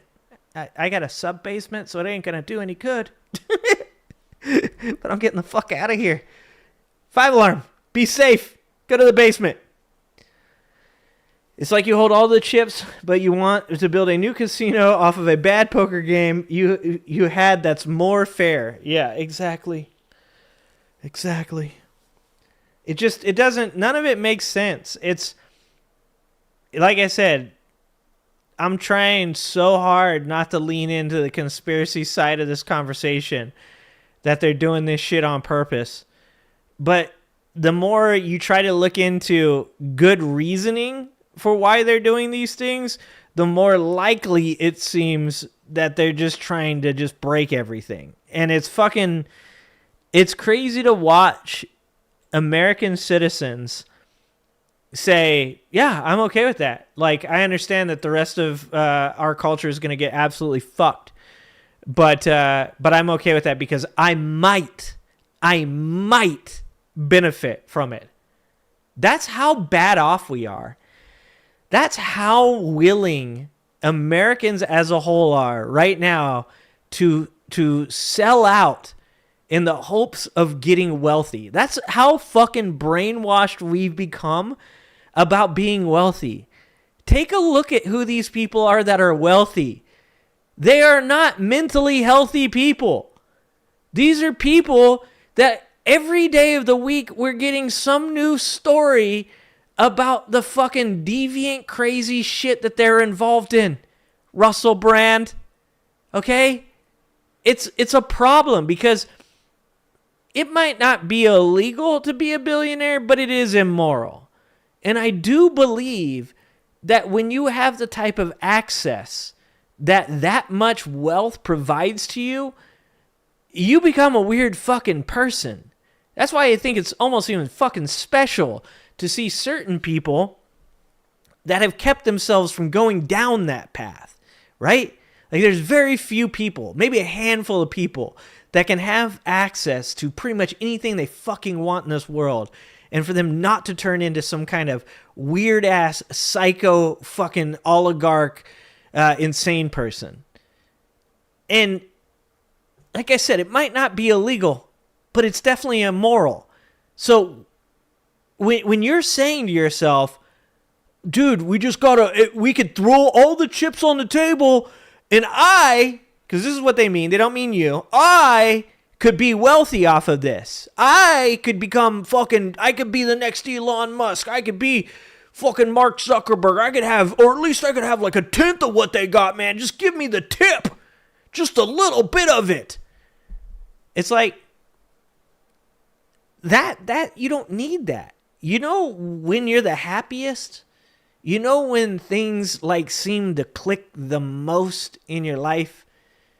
When you have just enough to do to keep you busy and just enough free time to enjoy the things you love. You don't need $1 billion. You need a better system. You don't need $1 billion. You need a shorter work week. You don't need $1 billion. You need an educational system that doesn't, push you into debt and offer degrees in things that aren't going to lead to any type of success for you. We need an educational system that gives the ability to take on trade jobs. We need an educational system that doesn't put you so far in fucking debt that you never have the chance, even if you do get a good job, to ever accomplish the ability to make enough money to be able to feed your fucking family, pay your goddamn rent, and put some money away in a fucking bank account. Like, it's not, you don't need this fucking insane push all the chips to the middle of the table. What America needs is structure and common sense and support from others. Not fear, not hate, not anger, not vitriol, support. And then one day you wake up and you go, I go to work, I enjoy my job, I don't have to be there all the time, every day, unless I want to, because I like it that much, because some people do. I get to come home, I get to see my family, my relationship with my wife doesn't suck because we both don't have to work 50 fucking hours a week just to be able to get fucking our rent paid and potentially one day maybe buy a house. Maybe. We get to take our kids to sports so they're healthier. We get to involve ourselves in their lives and be the most central portion of the role model to who they look to decide what they want to become. So you help our young people become better mentally, become more solid individuals, which leads to a cycle of productivity instead of a cycle of mental illness. That's what you need. You don't need to make $1 billion.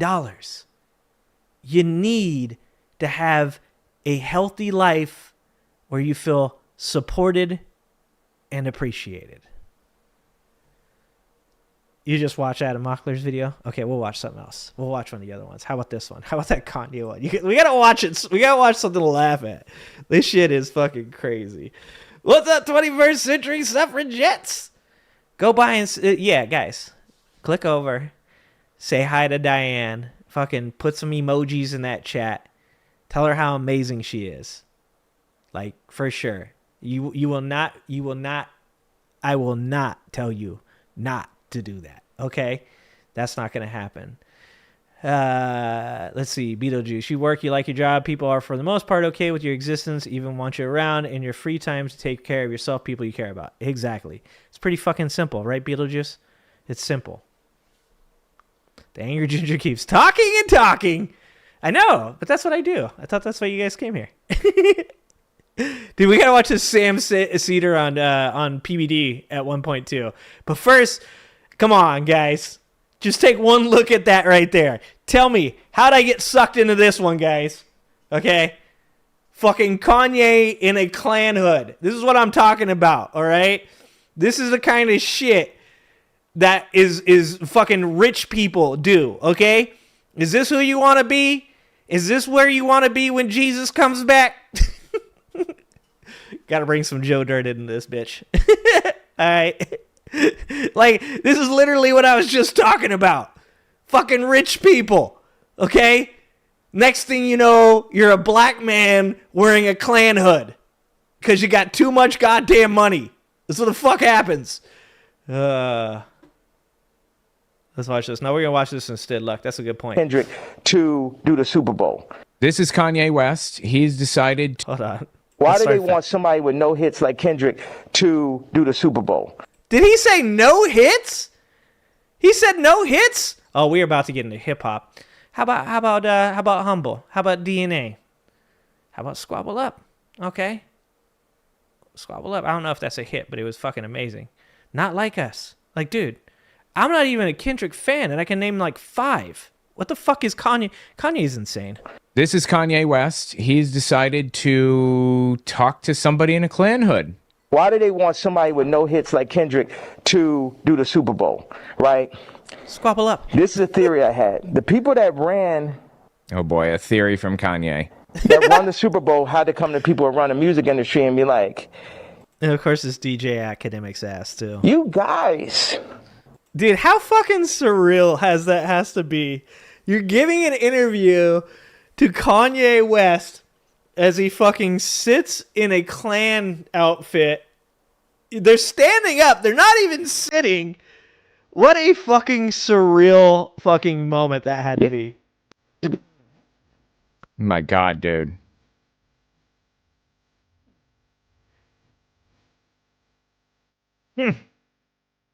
See, that's the problem. And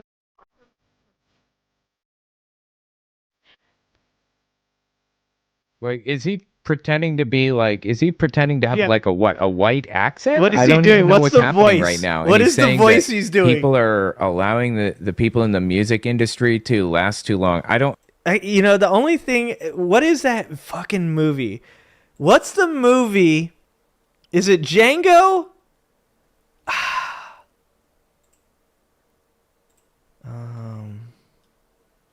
What the fuck was it? It's band members on plane.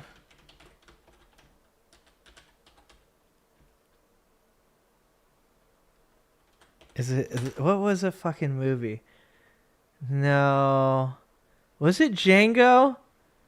It's the one where the guys are they're riding around on the horses. No, it's not Fletch. And he's like, I can't breathe in this goddamn thing right now. And he's like, can we take these goddamn things off? Oh, here it is. Oh, dude. That's what I think of when I hear people talking like that. Like you can't hear them through the fucking hood. Holy Jesus. That's don't amazing. Understand what the hell he's talking about right now. I'm so confused.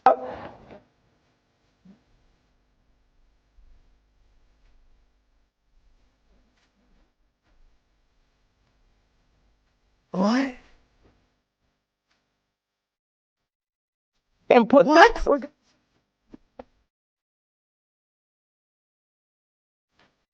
Bro, wasn't the last fucking Super Bowl, wasn't it like Dre and 50 Cent? How small is Dr. Dre?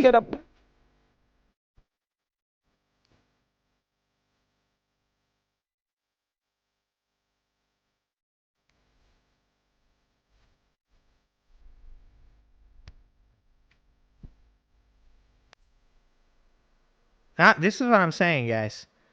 This is what too much money does to you. Okay? This is what too much money does to you. This is the shit that you get opened up to when you find this level of wealth. Don't worry about him. Does any of that sound right or sound accurate to you? It sounds fucking crazy, dog. No, it sounds freaking bizarre. Get help, Kanye. Really, please. I'm begging you to get help. Yeah, like seriously. It does seem like I don't know if it's. Jesus. How do you even like respond to that with any type of like sane take? Like DJ Academics is a douchebag too, as far as I know. I'm just saying, even I feel for him some type of empathy as to like, how do you respond to a motherfucker saying that much nutty shit? Like, I don't even know if he made a single point other than to say that he thought that smaller artists were being brought in to do the Super Bowl, which doesn't even make any sense. Christ. Here's another video it's from shit him. you get away with when same you're situation. rich, yeah. Here's the thing. Young black men already look up to me, and I want to make the their lights are lives on now. even This is harder for important. the portion of them that I like decide that they to start turn on the dressing lights. like me. You think it's hard to get a job when your name is Aquarius? Now have them show up to the job interview in a black KKK outfit. And then the guy interviewed.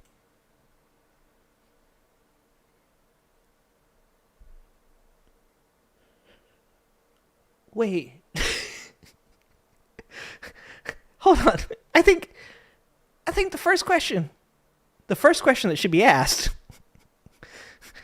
is why would you show up to a job interview if you're white, black, Asian, Latino, Native American? Don't fucking matter what race you are. Why would you ever wear a fucking Klansman's uniform to a job interview? What the fuck? Interviewing them asked if they can remove.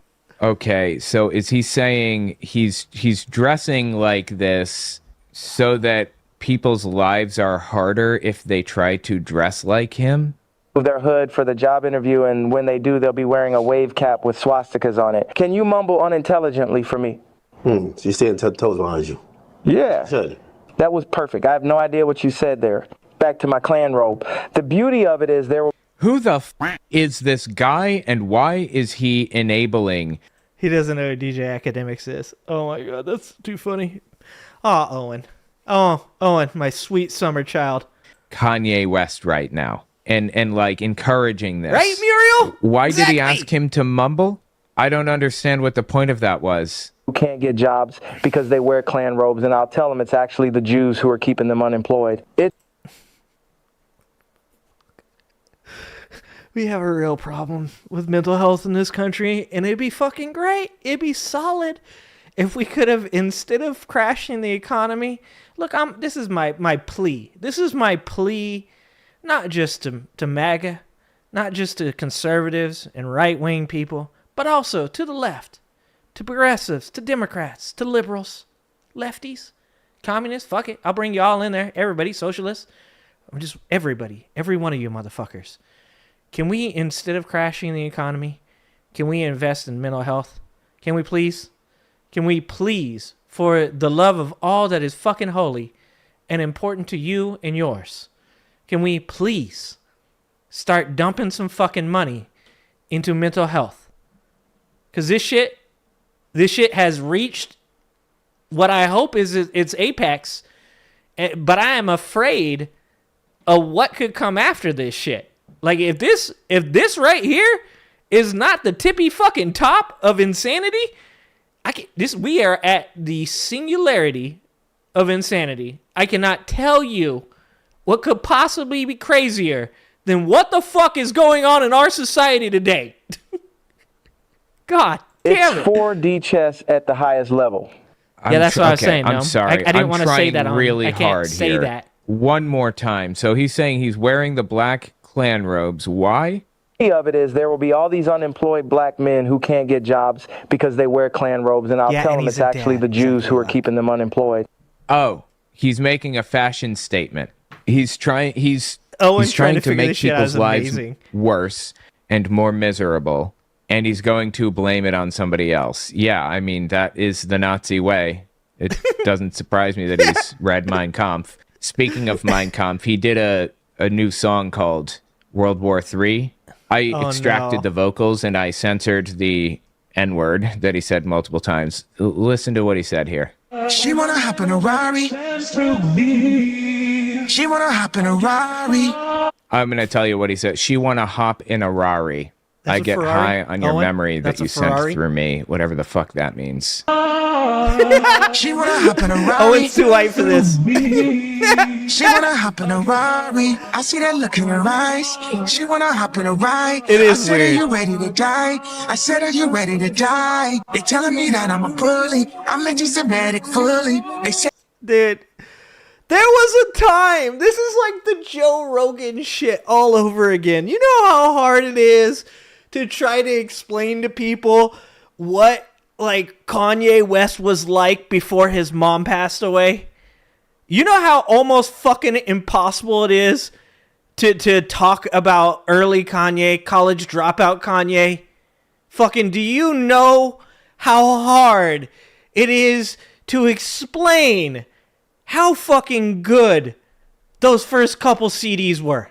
How soulful, how amazing they were when this Kanye exists today. I swear to God, when his mom passed away during a surgery.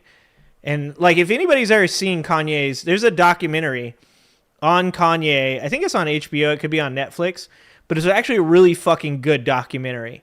And you can see how troubled Kanye was from the beginning and how his mom was like his anchor to reality. Like, 1,000%, I think that when Kanye's mom passed away, it all started going downhill. Because his original music was fucking fantastic. If you're a hip-hop fan, College Dropout was fucking genius. Like, the music, the lyrics, everything about it. Amazing. The people that were involved in it. Great musicians. Fucking fantastic. But you can't say that to people anymore because it's like trying to explain how Joe Rogan used to have Jonathan Haidt and Steven Pinker on his podcast. How you used to be like, no, like Joe Rogan used to actually say that climate change was real and that we should fucking have health care for all and Bernie Sanders was a dope human being. No one believes you. They just listen to this dumb shit and they're just like, no fucking way. I bet it was garbage. And you're like, you'll never listen to it and I understand. I get it. Holy shit. saying I'm acting like Hitler, but how am I acting like Hitler when I'm a fucking nigger? He says, I see that look in her eyes. She want to hop in a ride. I said, are you ready to die? I said, are you ready to die? They're telling me that I'm a bully. I'm going to be honest. This is kind of like low-key insulting. Sorry, Owen. I'm so sorry, Owen. But this is kind of like watching the left-wing version of Ben Shapiro reading rap lyrics. Owen's like the opposite because Owen's hella slower, right? Like Owen slows that shit down. It's like hearing Owen read these lyrics is kind of low-key pretty funny to me. I'm anti-Semitic fully. They saying I'm acting like Hitler, but how am I acting like Hitler when I'm a fucking N-word? Let me get off of Twitter. I voted for Trump, not Biden. No, some Dude, how far have you fallen as a musician when one of the lyrics in your song is they want me to get off of Twitter? I voted for Trump, not Biden.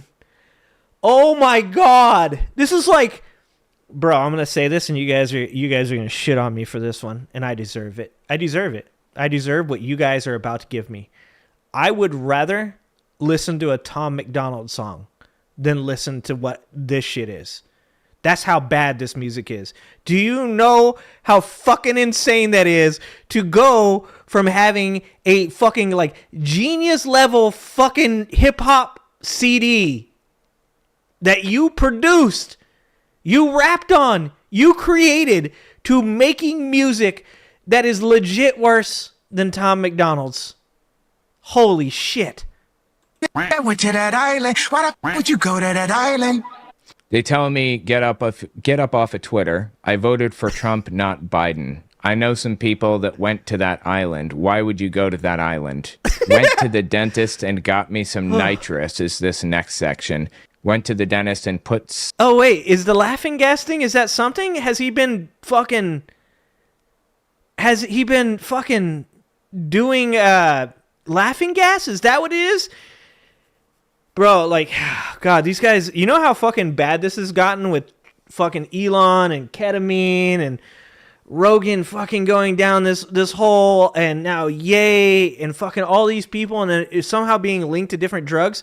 It's getting so bad that I'm going to have to rethink my stance on legalizing drugs.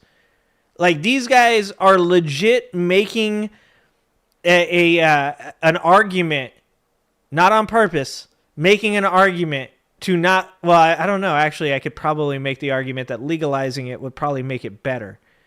No, I can't. I don't know if I can. We'll work on that. We'll work on that because these guys are definitely fucking with my ability to argue for the legalization of drugs right now. Put in some diamonds. Did not ask for broke people to chime in. They just don't understand me. It's not. Went to the dentist and got me some nitrous. To the dentist and put in some diamonds. I didn't ask for niggas to chime in. Yeah, I can't do the auto-tune either. They just don't understand me. I'm that person that's gonna urinate on Grammys. They just don't understand me. I'm that nigga that's gonna urinate on Grammys. Rockin' swastikas cause all my niggas Nazis. Fuck is this world? Oh my fucking God. Dude, I can just see him in the booth right now. In my head, I can see him in the booth and he's like, I'll be urinating on Grammys. Oh, that's the hardest shit I've ever wrote right there. Fuck. Dude, do you even know? Fuck, you guys ain't even on my level. God damn this shit. Fucking my homies be rocking swastikas because we a bunch of Nazis. Like, you guys don't even fucking understand the levels. So many levels to that shit. Like, what the fuck is going on? I can't. I don't know if I should have watched this video. This actually fucking took me the wrong route. I thought I was gonna, like, laugh. Shit's actually making me depressed. COVID brain. Terry, it's you know what I know. You know what I know. It's fucking COVID brain. Reading Mein Kampf 2 chapters before I go to sleep.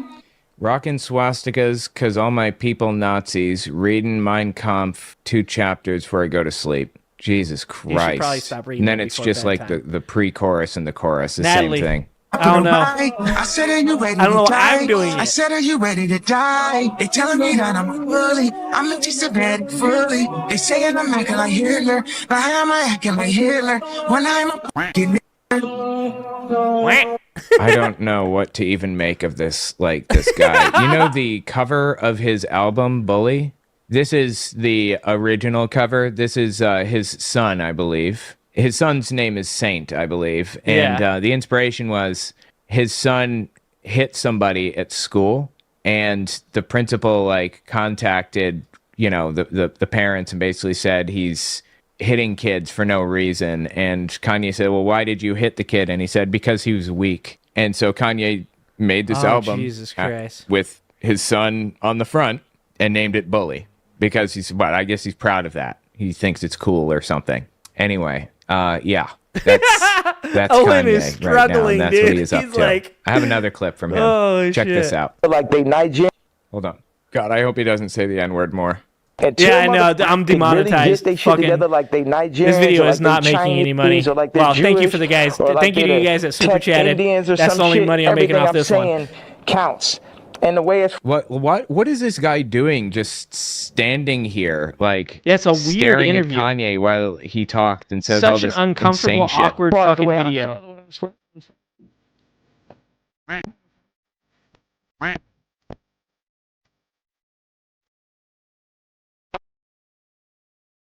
a problem with Kendrick, I would never call Kendrick. You notice something that's really specific about conspiracy theorists and people like Kanye that obviously are mentally unstable is that they have the exact same cadence and they have the same way of like switching subjects back and forth super fast. I mean, it's not just like ADHD style, because a lot of the stuff that they talk about seems like it has like a tenuous connection to the next thing they're talking about, but not really. It's like they have all these thoughts, all these beliefs in their head, and they have to get them all out in like a 5-minute period before you walk away from them. Like that's my experience with conspiracy theorists. Is like I try to like talk to them about the first thing they say. Like if they claim the COVID vaccines were, offing people or whatever, I like start to talk about that. But by the time that I get to that, they gish gallop, and they've already gone on to like 7 other topics. And by the time the gish gallop is in full fucking swing, like I'm so like overloaded with all the things that I have to debunk and like fucking work with that it's just like not even worth your time, and then you just walk away. I think it's a fucking cycle of them thinking like people are just walking away because they can't handle the truth of all the facts they're spitting. But really what it is like most people just get overwhelmed by the amount of information that they're trying to convey in a fucking 5-second period, and they're just like, nope, you know what? Actually, not worth my time. That's crazy, is what happened with the song and the next album is CPS. I don't like how they used Kendrick. They didn't use Kendrick. No, Kendrick literally used them to get more fame and draw attention to something that he was talking about. Yep. What? This guy's head is shot. It's just He's gone. A conspiracy it's theorist. In La La Land at this point, and I don't even know what to do with this. Oh my God, dude. I say this 100% seriously and without a lick of irony. Please get help, Kanye. Really, please like get help. fucking seriously. A while back he showed a screenshot of somebody Kanye's threatening him like basically Weinstein? with going to a mental institution. And the world saw that and they were That's like, so that true, is like, though. that's kind of messed up. Yeah, here we go. This is it. This is what I was looking for. I can't find like the original clip that I was watching, but he basically explained that the reason that he's wearing like these outfits is because, the Klan outfit and everything, is because he's sick of white people wearing black people's pain. I'm not sure exactly what that means, but okay. And he says, so now he's wearing white people's pain. And it's like, but you're not. You're wearing more black people's pain by wearing... I mean, you're kind of wearing our embarrassment, which you could fucking stop. Prefer you didn't. We're trying to get past that part, Not really necessary. I mean, fucking, we got books like fucking Joe Moore's book back here to tell us all about what actually is still fucking happening in this society right now. Why don't you sit this one out? Why don't you let this one just like fucking, you don't got to swing at every ball that they throw to you. You know what I'm saying? Like every once in a while, when there's a pitch so far off the plate that you there's no fucking way that you should be swinging at it, you let that bitch go by, all right? You take the walk and you go to first base. That's all I'm fucking saying. Let it go by, Kanye. Let it go by. God. Klan hoods. Like, you realize that the white people involved in that whole thing were proud of what they were doing. It was the black people who were suffering. Are you aware of that? Oh, yeah. Or it's the first time you're That's hearing her last it? name, right? Bianca Anyway, Censoring? he gets this text from Yeah, somebody. she This left is him. years Gee, ago. I can't believe anybody And he can have a released relation. this Can you imagine before a he went relationship with completely this off guy? the rails. And it says, I'm going to help you one of a couple of ways. First, you and I sit down and have a loving and open conversation, but you don't use cuss words, and everything that is discussed is based in fact gonna and happen. not some crazy stuff that dumb friend of yours told you or you saw in a tweet. Second option, I have you institutionalized again, where they medicate the crap out of you and you go back to Zombieland forever. Play date with the kids just won't be the same. I'm gonna be honest. At the time when this came out, everybody was like, wow, dude, that is really f***ed up for somebody to say. But really, like, look at what Kanye has become, or more accurately, look at what You he can't just revealed treat that himself to normally. be. This person might have been the only one that knew and was like trying to help Exactly, the no. situation. That's how you fight it. I don't know, but like I don't feel like I hold it against that person anymore. Trying to use leverage to Is it yay or get ye him now? It's ye help. now, Like, right? holy dude, this is beyond psychotic now. This is beyond psychotic. Anyway, tell me what you think about it in the comments. Jesus. The other guy's DJ Academics. He interviewed and streamed with other celebrities. He was caught grooming a 14-year-old. Yeah. Oh, why does that not God. I surprise me? That's couldn't the say type these of things and he person said that it on- Kanye is I didn't hanging want to around. say this on my Why would you go to channel, that island? I knew people that went to that island. That's God. I mean, I think that there were legitimate reasons to go to that island, truthfully, other than just there is, but to do what Jeffrey Epstein was very not obviously great. doing. But you likely knew what Epstein was doing on that island. alarm. You're if safe you had until been 10. there. All right. So, one more clip from him. I want to see what he says here. It's like I could change.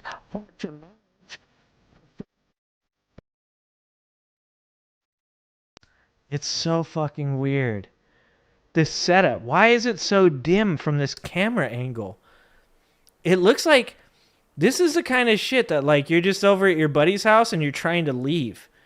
Like, you just bought some ganja and the fucking the pot dealer is now giving you his his idea on how to fix America. This is like the pot dealer right now is telling you that Trump's plan actually works, bro. It's just going to be kind of painful. And you've got your pot in your pocket and you don't want to offend him because the dude gives you heavy bags and you're like, yeah, dude, for sure. Like, no, I hear what you're saying. He's like, no, man, like, you're not getting it. You have to understand, Trump's playing 5D chess, bro. Like, he wrote the art of the deal. And you're like, all right, well, anyways, super cool. I just, my kid's in the car and I gotta get out. I got things to do. And he's like, so hold on. One thing I just got to tell you, I just wanted to tell you, like, this fucking Stephen Moran dude, like, this dude actually knows his shit. Do you know who Stephen Moran is? That's what this fucking looks like right now. It's fucking weird. Artistic demography. Right, the white person works for the Jewish person? Is that what he said?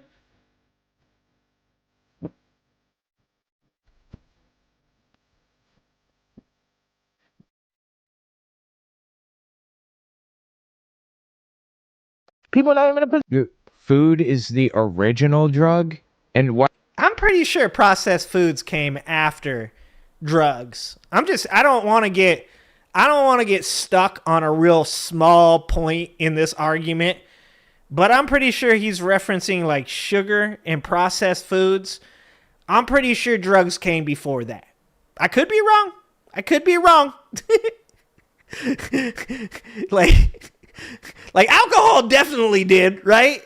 Like, alcohol has been around for a fucking forever, right? No fucking way fucking Twinkies were around when dudes were drinking straight up concentrated wine in fucking Greece, okay? Like, come on. I know that's a small point, but I think he might be wrong. Why is he pretending to give a shit about black communities all of a sudden? He very clearly does not give a shit about black communities, like, at all, not even a little bit, obviously. He said that he's trying to hurt black people so that he could blame Jews for that pain. That's what he said he was doing. This guy needs help, really. Like, why has nobody in his life done anything I think they've to tried. stop this, to It's help fucking him? blame Reagan, like, dude. It's fucking Reagan. The anti-Jewish stuff aside, he's ruining his life, his reputation, his everything right now. And he's ruining other people's lives. He's hurting other people with the things that he says. Why has somebody not stepped in and said, what is wrong with you, you dumb mother... Stop it. It's just wild to me, man. Just wild. How much... Oh, Owen. Sweet summer Owen. He's a sweet summer child. He hasn't experienced this before. He's a good dude. This is a man that came from the cult area, and he's looking at Kanye and going, this guy's out of control. You know that's bad. Poor sweet summer child, Owen. Oh, what do we got? We got enough time for like one more. How much time? How long have we been on here? I'm hitting my second win now. Oh yeah, we got enough time for like one more, maybe two. Because he's rich as shit, Owen. Exactly, Pinkerbell. Oh man. I did want to watch Francesca talk a little bit about this blow up with Cenk. Because this is fucking weird. Now, I watched a video that said Francesca said the reason that Cenk doesn't want her on the Damage Report, I guess is the show that she's getting like kicked off of, is because she pretty much called Cenk a bitch. Right? Isn't that what it is? He's like, checkmate Lincolnite. I have never heard of it. What the fuck is an atunche? I don't even know what that is. Oh, Jesus Christ. You know what makes me fucking sad about all of this? Is that it's not just Trump. It's not just Trump, man. Like, you can't just defeat Trump and it's fucking good. Like, this isn't a fucking movie. It's not a book. You can't just beat the bad guy and then fucking the birds come out and they're flying onto people's arms and shit. Like, the fucking sun comes up. We're all fucking holding hands and fucking singing The Sound of Music. Like, it's not that. It's not that. Like, there is a much bigger problem in society than just Donald Trump. Like, Donald Trump isn't even the disease. He's a fucking symptom, right? Like, he could be actually part of the virus. I'll go that far. But that's the shitty part about this, is that, like, everybody keeps concentrating on Trump. It's Trump, it's Trump, it's Trump, it's Trump. Yeah, he's a fucking idiot. Yeah, and the stuff that he does is not good and not helpful. And some dipshits thought it was a good idea to let him be the leader of the fucking country. For sure, I get that. But it ain't Trump. It ain't Trump. You're focusing on this one dude because he's visceral, because it's a fucking focal point. It's like, you can see him. You can focus your fucking hate and your anger and in your concerns on who Trump is, but Trump is he's just a model of a bigger problem. It's that if Donald Trump were to fall over from eating Big Macs tomorrow, this situation doesn't fix itself.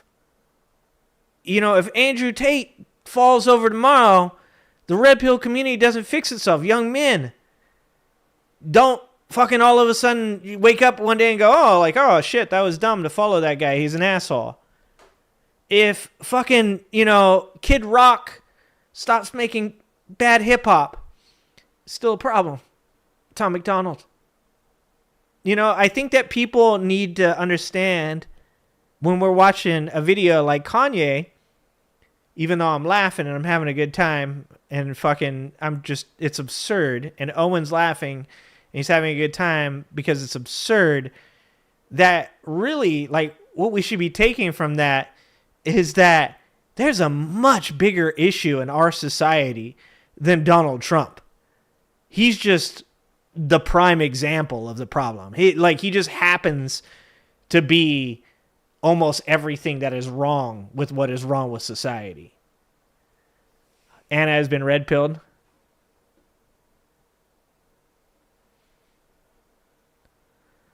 Living and learning. That's what we're doing, Figment. That's what we're doing. And I also think, I think to Zach's point, no, I don't think Cenk is a good businessman. I think he is both a shitty boss in a lot of ways and a bad businessman. And he wants to be over and across everything, constantly talking. And to be fair, I mean, it's probably better than him trying to run for office again. I don't watch too much of this because, like I said before, I don't like watching a lot of stuff. What a humiliation. The Vanguard will be there. Oh, 100%. And to kind of branch out on that, one of the things he tried to use you as an example of was how good of a boss he was, of how good an employer was. I remember you criticized him a little bit and he went on this and don't you ever imply that people who worked at TyT aren't happy with him. Because the reason I wanted to watch this video is because my opinion has always been that I think Cenk's ego makes him think that he's figured out something about MAGA and that everybody else is wrong, and that he's going to get this, and he's going to prove all of us wrong in the end.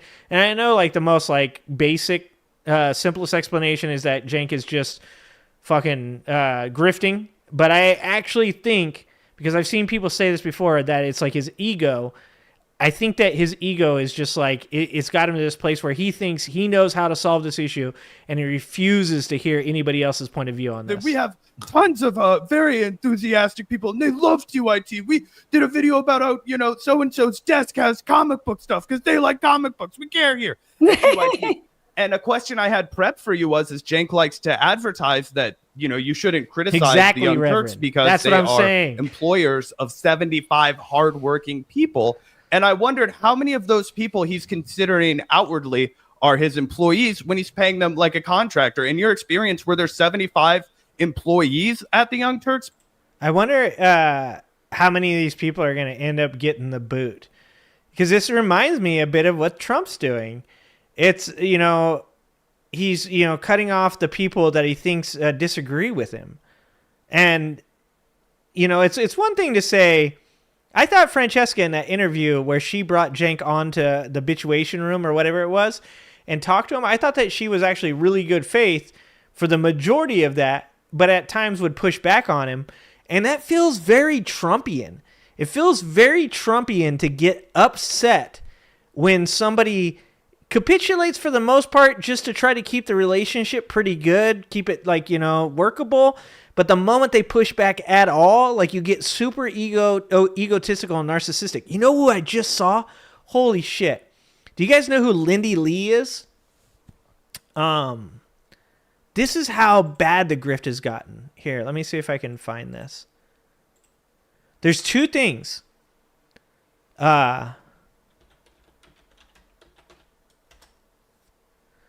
So this lady, this Lindy Lee lady, was a Democrat until the election, until the Democrats lost.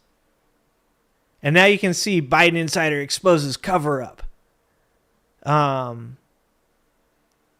She's talking about how she's exposing the DNC corruption,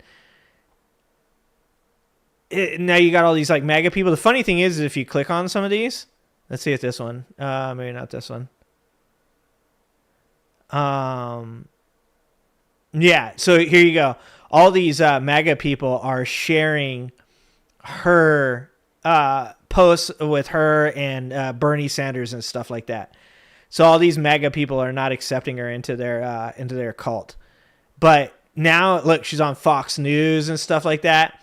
And the other one I was going to bring up, and Bucket will hate me for this because I think Bucket introduced me to this guy when he was a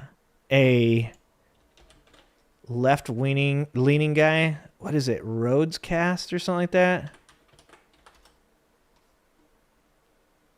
Let's see if I can find this guy. He's the albino guy.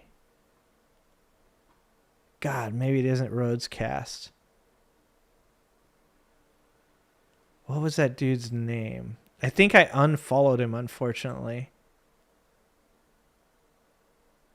I usually don't unfollow these people because I like to fucking watch afterwards. Jesus Christ. I follow too many people. Do you guys know the guy I'm talking about? He was an albino dude. Her name is Lindy Lee. That's who that girl was. Do you guys know who the albino guy that makes he's bald? He totally looks like a fucking white supremacist. When I first started doing live streams of stuff, God damn it. Yeah, I've heard of Actual Justice Warrior. I've never watched his content though.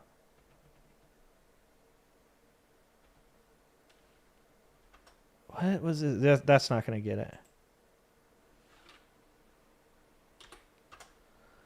God damn it, I can't remember this guy's name.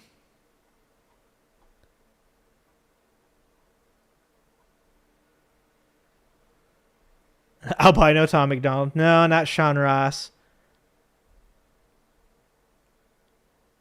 Fuck. I wish I could show this to you guys. But I was going to show you is that you can see right after the election was lost, he started making right-wing content. The funny thing is he doesn't get any real views on it. But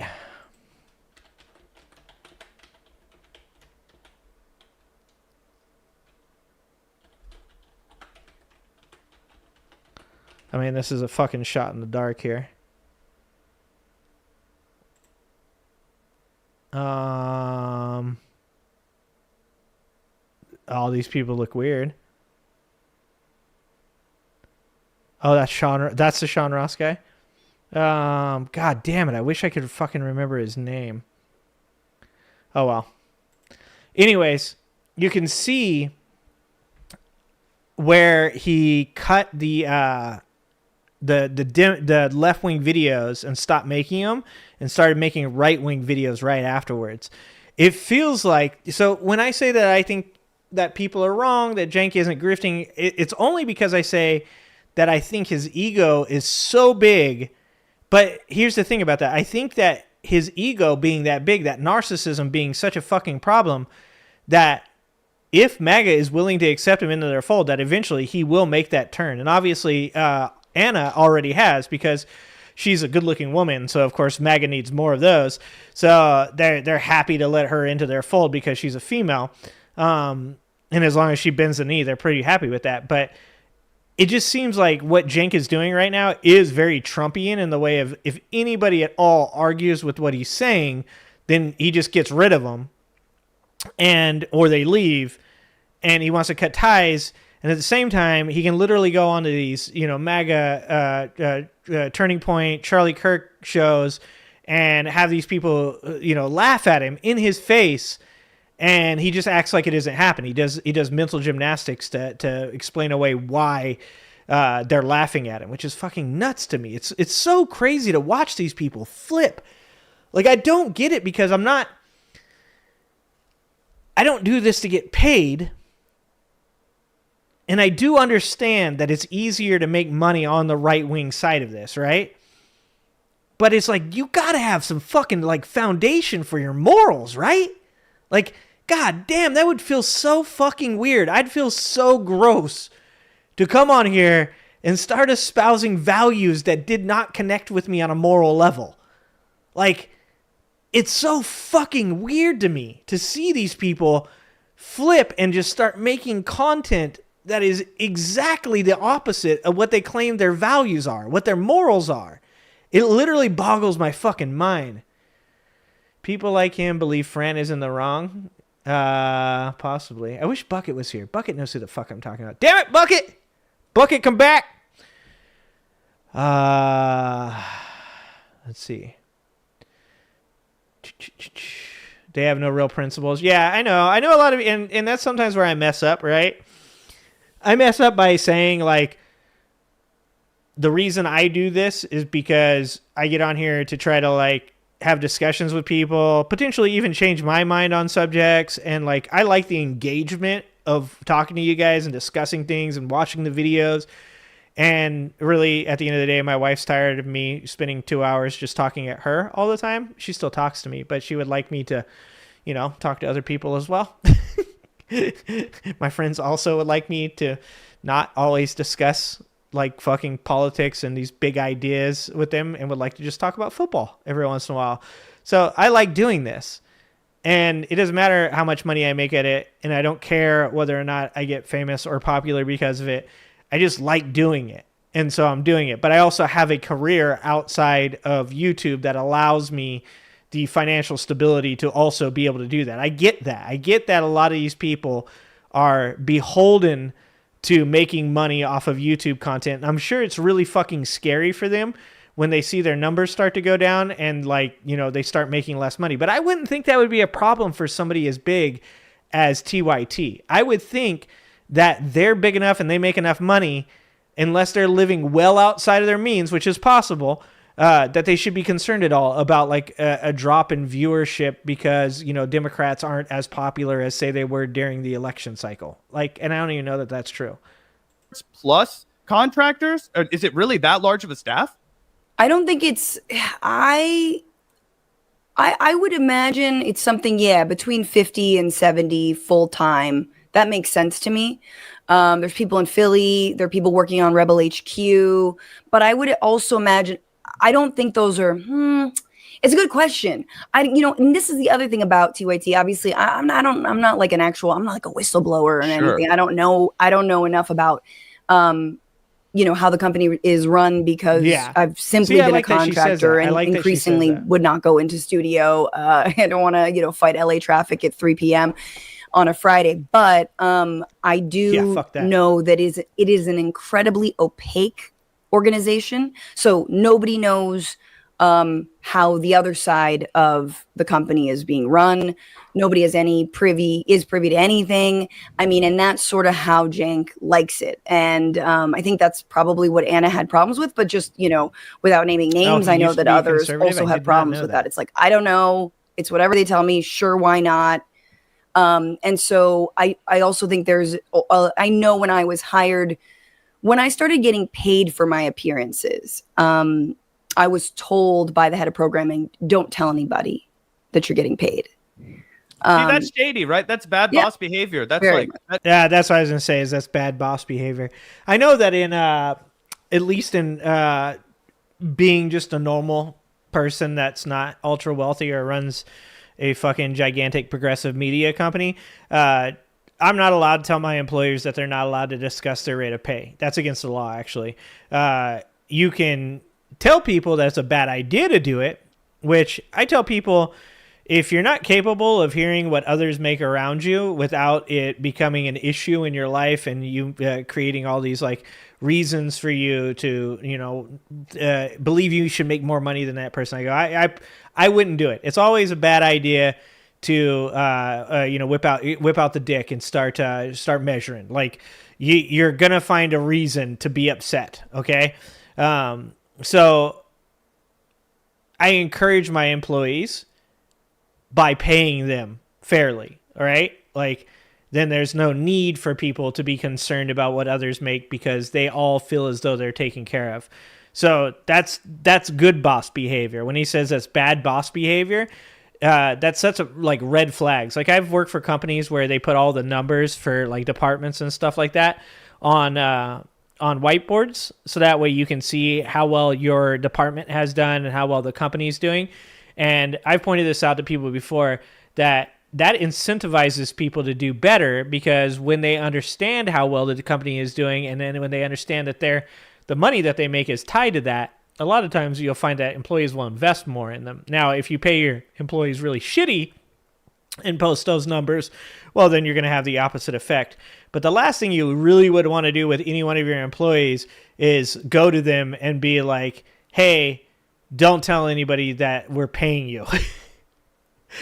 That would be a really bad, for one, that almost immediately makes you think, as the person being told that other people have also been told that. So now you create this atmosphere where you have multiple employees where it's like, do you get paid? And it's like, me? Psh, no. Psh. Like, but who? By like Cenk? No, I don't get. Do you get paid? Like that's not good. Like I said, honesty is always the best policy when this comes to this kind of stuff. I remember when I was 18 years old, and I was working at 7-Eleven, and this guy came in. He was an older dude, and he was working the night shift. And I remember I had been there like a year, maybe, I think I was probably 19 at that time. So I'd probably been there a year. And I went to my boss and I said, hey, man, I don't like that this guy gets paid more than me, because I found out that he got paid more than me. I said, I don't like that this guy gets paid more than me. I work really hard, and I think I'm probably the best employee you have. And I think I'm going to find another job. And I remember him going, you know what? He goes, you're right. You deserve to be paid more money, but you don't deserve to be paid more money than that man. That man's worked in other 7-Elevens for 10 years. He works a graveyard shift. He gets paid a premium. And he was like, I'll tell you what, though. He's like, you're right that you deserve more than you're being paid now, but you don't deserve to make more than him. He goes, so I'm going to give you a raise. and I'm going to make it right. He goes, but if you ever come to me ever again and threaten me like that, I will just let you go. And a lot of people might hear that story and say like, oh, what an asshole. But if you knew Wayne, we'll call him Wayne, like I knew Wayne, and that was that he was a really fucking good dude, and he took care of people, and he had every right at that time to just be like, find another job then. Go ahead, bud. And he didn't. Like, you understand how bad form that was for me to go in there and do that at that time. And also to in any way demean that older gentleman that had been working for 10 years in convenience stores, specifically on graveyard shifts in places where people get robbed and shit like that. Like, honesty is the best policy. And as an employee, you do the other side of that by being a good employee when your boss is an honest person. But if your boss is a dishonest person, it doesn't matter what kind of employee you are. It's always going to turn out poorly. Oh, thank you for the $10. 5 alarm, $10. I heard you say this live stream was going to be demonetized from a different room. This is just support to you. Thank you, 5 alarm. I appreciate it. I appreciate that $10. The Kanye video, definitely I'm gonna get told. I'm going to get a warning probably on that bad boy. So I appreciate you. I don't watch these videos before I come on here, so every once in a while I'm taking a pretty good risk, and that was a risk. That's totally on the side of the corporation, and this might be news to you, but one of the not like news to you, but just like it's something we followed for a long time.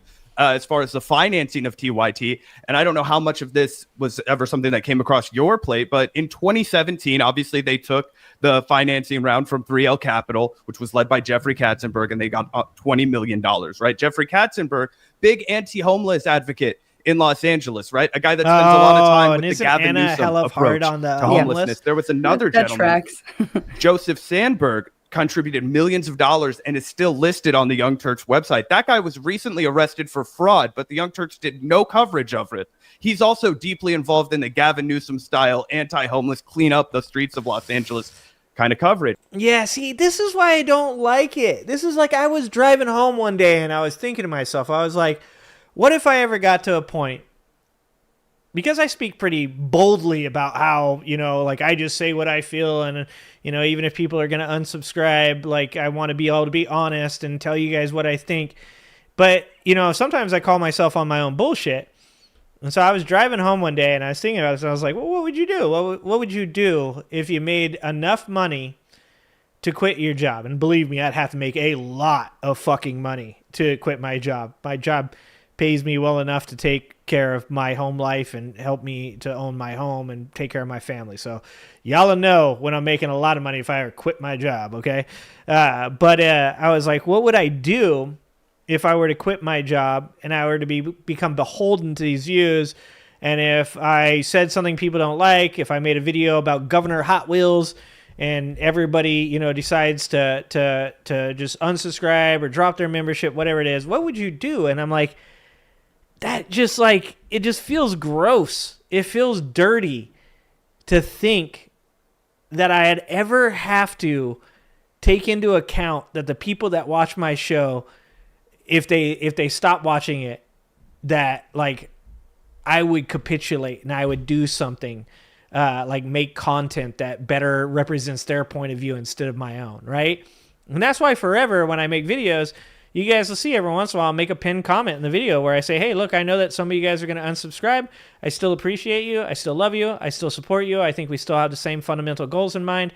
But my opinion on this certain subject, probably you might disagree with it, and that might make you say that you don't want to watch this show. And I feel that's okay, because I think that that's really the way people let people know whether or not they agree with, the values you have, right? So I'm okay with that, with people leaving, people unsubscribing, people not watching the show. I don't know how I would feel. Well, I do know, actually. I don't think I'd ever want to be in a place where somebody gives me so much fucking money that I'm like, I don't have a choice but to just say the shit that they believe, or else I lose all this money. Like I said before, I don't think that you need that much money. I think that you just having enough to be able to pay your mortgage off, pay for food, keep food on the table, and be able to afford a vacation or two per year. Like, I think that's what most people want. And obviously I'll put away a little bit of money for retirement, right? Like, that's really as far as I need to get in my life. I don't need to be ultra wealthy. I don't need millions of dollars. So that doesn't really like appeal to me in the first place. But it seems like it'd just be so bad to be in that position where you feel like you have to like fucking take on their point of view. In October of 2022, Cenk Uygur obviously publicly endorsed billionaire real estate tycoon Rick Caruso over Karen Bass, and in May of 2024, they renamed the People Studio, which had been fundraised with $400,000 in small dollar donations, to take an unannounced. If y'all don't know who Pep Talks is, you gotta go check out. Pep Talks over there. Pep Talks got a good show. Love to support the guys like me that are down here just trying to do the damn thing and just trying to have a voice and make a difference. So check out Pep Talks channel for sure, guys. Like I said before, you can go click on that channel right now and go check it out. You ain't gonna hear nothing from me. Sometimes when I quit watching your show and I come back to watching your show, it's very difficult to comment on your show. I think it is YouTube diminishing my ability to make a political comment. Sometimes it is, at least in my opinion. My Tesh knows. My Tesh knows about the Pep Talks. Unclarified, non-public sum from Polymarket Studios, and that's owned by Peter Thiel and is obviously illegal to use in America. Gotcha. I'm wondering if you think because Cenk has the pressure on him from all of these outside financiers that might have something to do with the tonal change that we've seen in TyT over the last decade. I mean, yeah, that is also a massive question, and I really don't want to speak like out of pocket about any of that's that, true, because I honestly don't know. 45, yeah. I just know how it's 30 come down on memberships, on people, 45 on chats. and yep. I do shitty. think I'm working on it, like I said about the my change in coverage, Discord. change in tone from I'm not great someone at like working Anna, on all these things. has definitely impacted the number of people who've joined up, who support it. I mean, it's not. Dude, 50 again? Hi, Tesh. I fucking love you. I love seeing the people that I enjoy getting those memberships too. I can't tell you how happy I am to see the people that come through here getting those memberships. My Tesh, thank you so much. I appreciate you so much. I fucking love it. Yeah, Pep Talks. Our version of fucking small streamer George Soros here, okay? You're the reason that we're able to even be here anymore. Thank you so much, my Tesh. Like I said, it's not even... Like, I appreciate the money. I do. I love that, that, as I said before, as you're, like, doing things, like, the byproduct of doing good things is also being, appreciated with a little money here and there. That's great. But even more, dude, just seeing people get that shit is so fucking cool, dude. Like, I love to see people getting memberships. Like, that's why I said, like, even with the super chats, I love that, but I'd rather just answer your guys' questions and, people get gifted memberships, because I want to see people getting something from it, right? Like, and if I had more time, I'd make some members content. But hopefully one day, I don't want to think about my kids growing up, but one day my kids will be older and I won't have to go to day-long martial arts tournaments and maybe I'll be able to make some member content. But thank you so much. Thank you so much. Anecdotal when you see I canceled my TyT subscription. No, it's hundreds and hundreds and hundreds of people you can just saying they Pep canceled Talks. their TyT subscription, and I was Pep kind Talks of running is a guy that you should cover talk for to them about that Discord. a little bit, especially with friends, who are like, definitely talk to Pep Talks this about is terrible. that Discord. Especially around the birthing person stuff with Anna, I wasn't running cover for her, but it was like, I definitely bristle at least I very much did, because I felt a part of it, at the lumping of all TyT together. TyT is transphobes, TyT is this or that. And it's like, no, there are good people, but like the main mouthpieces are just kind of caricatures of the internet and have lost their minds slowly. So that's what people nowadays they call it being a that meme, I always right? was wanting to push back on. In terms of the money, it is a good question. Again, I think what matters is just like how people have felt about it. I mean, I do know that they made a massive hiring push, when they got that infusion of money, but at the same time, canceled a bunch of shows that were in existence already. That may or may not have been the right move. They focus less on pop culture and more on politics. I don't know, right? Around 2018, as I talked about, I was hired for like a 6-month basis, which was funny because then tracking that 2018, like spring, early summer, they did mass layoffs. So it seems like now maybe my hiring was we got a gap here because we fired a bunch of people. I worked there for 2 weeks and they were like, just kidding. No, sorry. We're not doing it. We're pivoting. We're pivoting and we can't honor your contract. I had a 6-month contract. 2 weeks into it, they canceled it. And again, my reps were like, you got to sue. Like, this is really bad. And I was like, I don't want to. It's 2018. It's the height of the Bernie movement. Like, I like them. I'm moving to Los Angeles for other reasons. I'd like to keep a good relationship. I know I have a strongly worded email to Steve-O and to Cenk. Like, this is insanely unprofessional. What are you guys doing? So that's how that is pretty crazy. I think that's how the mismanagement affected me. But that's a horrible thing to do to somebody, just for people who are outside of the business. Sure. Like, that sucks. Like, that's and that generally does get you sued. That's insane. On her part, big up. That's really cool of her to kind of like say these are my values, and I didn't sue him because at the end of the day, this is something I wanted to do, and I didn't want to burn those bridges, and I just figured, oh well, fuck it. But most people in her position, like you take like a Dave Rubin type, he sues him 10 times out of 10. Like if you take Anna Cenk type, they're suing 10 times out of 10. Like I said too, this is the crazy thing about being a manager, about being a leader, is that you want a certain type of person on your team, right? There's plenty of people that I've worked with in my life that almost every person has a flaw, right? So they've had flaws. But I knew that certain things that they could bring to the business would be really beneficial to the team. So instead of letting that person go, you work with that person and you help support the strengths and you help coach the weaknesses, right? And when you have a person that has that type of mentality that, it comes time where there's layoffs and stuff and that person's going, hey, I'm okay with being laid off right now. I don't need the money or whatever. I'd rather see me go than say this single mom goes, right? That's a person that you want to keep around. It kind of goes back to the old idea that when you drop off a resume, you want to get back in contact and then you want to follow up because it shows like, hey, I'm this type of person. For Francesca to say that she didn't sue them over that, and then one day they'd say, we don't want her even on our sideshow because she marginally disagrees. That's fucking insane, dude. That's bad business.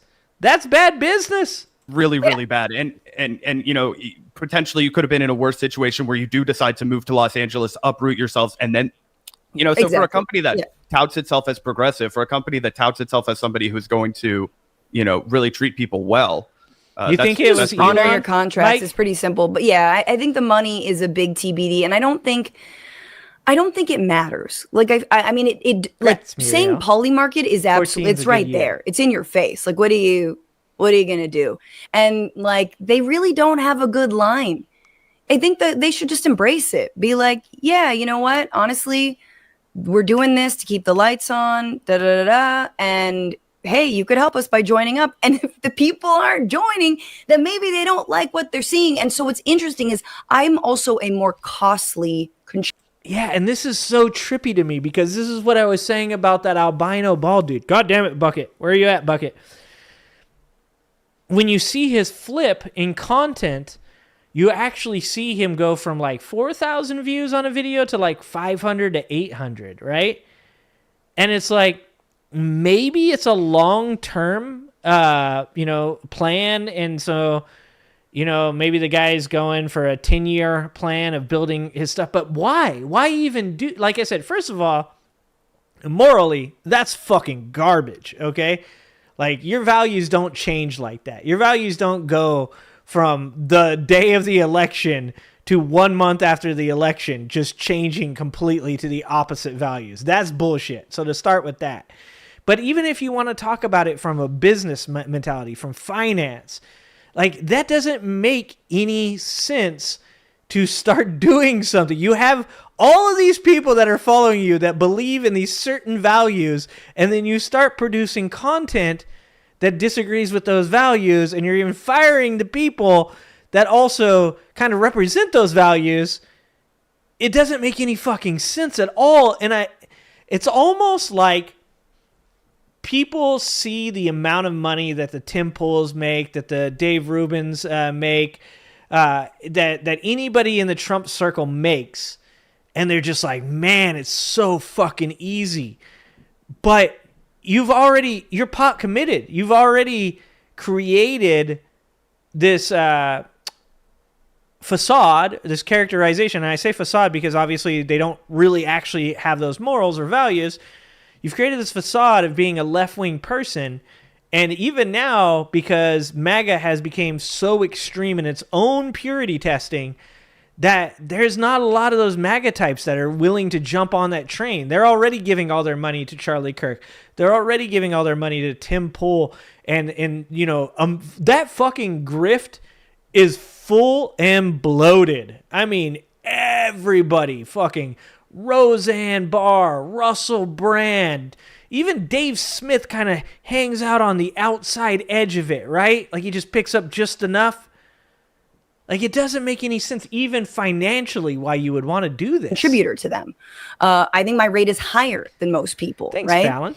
And so it's economically beneficial to also let me go as well. They were never going to, again, they could have tacitly just never had me on the main show. I go on John's show once a week. That's fine. They Thank you for that correction, No. But it feels like almost implicitly, it's like, Anna, let's be real. She's back. And then increasingly Cenk's, like, terrible coverage. Like, you could draw maybe not a direct, but an indirect line into, like, the letting go of someone like me. And we're like, sorry, times are tight, you know. And again, I am not here to say they should have kept me on. I did, to my patrons, say that he acted like a bitch on Jillian Michaels' show. And he has acted like a bitch. Did. Like, come on, man. Like, look, sometimes I act like a bitch, okay? That's what you learn from being in a relationship for 20 years with a person, okay? Is every once in a while you're the fucking problem, all right? Every once in a while you're like, that's kind of acting like a bitch, okay? Kind of acting like a bitch. Like, dude, you gotta be able to have thicker skin than that. Like, that's my problem with people. It's like everybody seems so fucking thin-skinned when it comes to any criticism at all. Like, Cenk said, what was it? He said Trump wasn't gonna just start deporting people like that. And Francesca, on the other hand, in rebuttal said, I have family. I think she has Asian family, right? And Cenk was like, well, I have Muslim family. Like, we'd be the first people to get deported, blah, blah, blah. And she was like, but he is going to put these people in camps and deport them. And he was like, oh, come on. Are we going to be those people? Are we going to be the left that just claims? Are we going to do the same thing the right was doing about claiming detention camps and FEMA camps? And she was like I said, that fucking interview between her and Cenk was actually pretty fucking good faith on her part, because I would have yelled at that dude. I would have been shitting all over Cenk's forehead. Like, there's no way that I could have sat there as patiently as she did. And when she pushed back on him for saying that, and she released that clip, he was like, oh, she's taking what I said out of context. There was no taking it out of context. And then when she called him a bitch for doing that, it's like, dude, everybody acts like a bitch sometimes, all right? You get all up in your feelings. You don't like to be told that you're wrong. You want to believe that you're always right. And sometimes every once in a while, you got to go up and you got to shake somebody's hand and go, hey, man, that was my bad. I was kind of like a little bitch. Sorry about that. We good? Like, that's what, be a fucking adult. Bitch. He has every right to not want to ask me back. Again, the firing language is a little bit insane because I'm like, I've never been an employee, but okay. And then obviously the like banning of other shows. I've got a great relationship with John, or at least I thought I did. And I had a great relationship, you know, with Dr. Richie.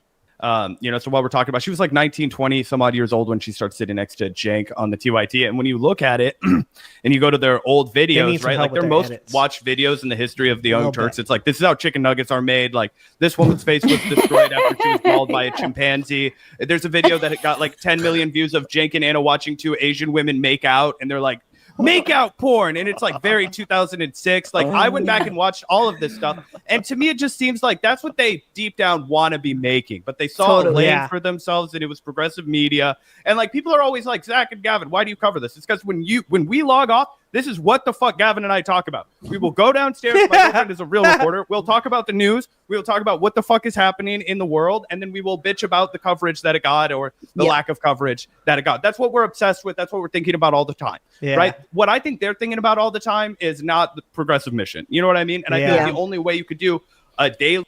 And even I'm sometimes subject to that, right? Like I say this, whenever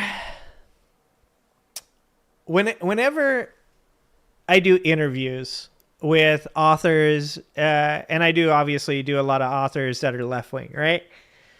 That's what I like to do. Whenever I get on here and live stream and I talk to you guys, that's what I like to do.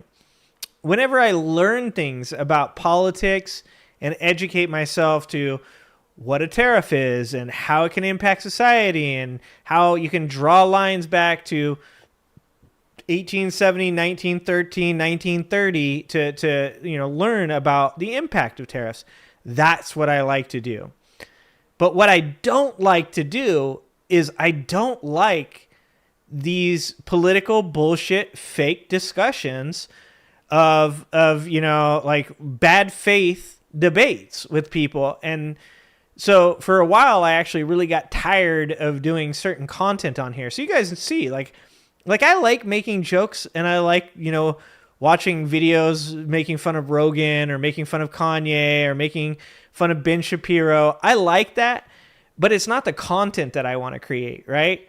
Like I actually want the time that I spend on here to be like beneficial in some way to society. I want it to be helpful to people, and I want it to be helpful to people that view the channel. So, you know, would I like to just sit here and watch Rogan and make videos because people, like I said, I can show you the videos on my channel. Those videos have 200,000 views. Sure, if I wanted to make money, that would be the route to go, right? Like I could just probably put out nothing but Rogan videos, Bill Burr videos, Kanye West videos, Alex Jones videos. I could put out videos of those people and I would get fucking tons of views and actually make money as well. But it's not what I enjoy. So when they say that, they're like, we make this content because this is the thing that we talk about. This is why I live stream. This is why I do interviews. Because those things are the things that I actually care about. And when they say TyT makes progressive content, but it's not because they want to represent progressive values, but it's because that's what people want, they're doing the opposite of what I'm saying. So that would be a lot like if you guys watch this channel and we did nothing but watch Joe Rogan videos, nothing but Bill Burr videos, nothing but, you know, Elon Musk being a fucking weirdo videos. That would make me popular. It would get me views. It would get me money. It would get me subscribers. But it wouldn't be what I want to do. And so it doesn't make sense for me to do that. And that's the point they're trying to make about TyT, is that when your heart's not into it, eventually people start to kind of recognize that you're not really that down for the cause, that you're like, oh, it's another day of logging on. I mean, I was really fucking tired today coming from my kid's tournament. And I thought about not getting on, and I was like, anytime I think about not getting on, I always get on and I enjoy it. And guess what? I got on, I got a second wind, And I've enjoyed being here tonight discussing this with you fine people. Daily news show like that is if it's an obsession of yours, if it consumes What's up, you. DJ? You know what I mean? And clearly well, exactly. And something has to ground you, right? Like something What's has up, to Talia? like be your main motivator for why Kanye, you want to Talia? do this. And for me, it's like the broader project of like, for lack of sounding corny, collective liberation. I mean, truly fighting these fascists and getting rid of them and winning. Dude, I don't AJ, want to meet them that's halfway. spot on. I don't give a shit. I'm going to beat them. I'm going to beat the propagandists. Talia. That's what I want to do. If they don't. Talia, I was saying this to somebody today. I can't remember. Maybe it was, it was Phil. Phildo News. Shout out Phildo News. My boy Phil. Just so you guys know, you guys may not see it in the interviews, but I bring up Curtis Yarvin to every single guest that I bring on. I just finished my interview with Greta Yuling, the author of the Ukrainian book. And it was a great interview, by the way. Amazing interview. The best interview. Beautiful interview. She used great words. That video, once it's edited and stuff, will be out in the next week or two. But as soon as I said, okay, so I'm going to cut the edit right here, I was like, can I just talk to you about a couple things? And she was like, sure, yeah. Most of these guys, by the end of the conversation, I think when they first get on, it's always a little bit awkward because I think they see me and I don't exactly represent what you normally see as a person that's getting interviewed. A lot of the people doing the things that I do are older people, cleaner cut people, nicer looking people, prettier people. And I think when they first see me, I can always see the kind of, oh, hi, but within 20 minutes of talking to me, I can get all of these guys into a conversation, get them opened up to where they feel good. And generally when we get to the end of the podcast episode, they're usually willing to hang out with me for another 15, 20 minutes, talking about just other stuff, nothing to do with the actual podcast. Right. And so each time I go, do you know who Curtis Yarvin is? So Talia, just so you know, every single person that I bring on my interviews hears about Curtis Yarvin, and I send them the link to that Revolutionary Butterfly article. I even pull out the pertinent parts so that way they see it, and even if they don't click the link, they see the parts that I think are important. Haul me away and take down everything I have, which could very well happen. So that's the other question. Not on our watch. I mean, well, okay. We'll create some sort of underground situation. I mean, I do think the only angle I can think for like why they might be doing this is maybe it'll a little bit save their asses. There's a big target on a big network's back that maybe speaks out about Palestine or whatnot. So it's like, hey, get in good with the administration. Who knows? That could be an angle. But in terms of what I hope the future, or what I would have hoped the future would be, Mondale Robinson said something on my show. He said this that seems so pie in the sky, but I really think it would be wonderful, to free Cenk and Anna of TyT and to take over the channel, because it does have a massive subscriber base. And yeah, people tune in for, some standard news. They want that news. They definitely want it from like a perspective, which is why I think some of the ways that Anna handles issues like the LA wildfires is wildly unprofessional, skewed, biased, and lazy. Wow. But I think that I wish, right? Thanks, like I wish Talia. it could just be into different hands. And I say that without like, and it'll be my hands. No, I just wish that like, and it's what they call founder's disease, right? It's like people who found a company or an organization stay there and stay there and stay there. And this is what I was saying. I think that when you try to tell those people that it's past their time, it's the same shit we get with people with no term limits. It's I keep forgetting the guy's name. Jerry, what's the guy who beat out AOC for the head of the House committee job? That dude. It's like you ask him, well, why do you deserve this position more than AOC? And it's like, well, I've done my time, right? This is a real problem. Like, this is one of the reasons that, like, I just, share something private. The business that I work for, I started there when the store that I work in was nothing. I mean, barely had to have two people on a shift on certain days, right? And over the past 20 years working there, and I've worked my way through every single place in that store to where I am today as the store manager. And there's a trap inherent in being a person who is, for the most part, probably the more major part of why it's successful. And I do believe that. And I think that even the people that own the store would agree with me if we were face to face. You know, if they weren't face to face, maybe not. They like, nah, man, that shit was all me. It's a possibility. Always possibility. But like, I love them because of everything they've done for me in my life, and why I am who I am is because of both them and their parents who were there before them. But there's a trap inherent in being one of the major reasons for the success of something.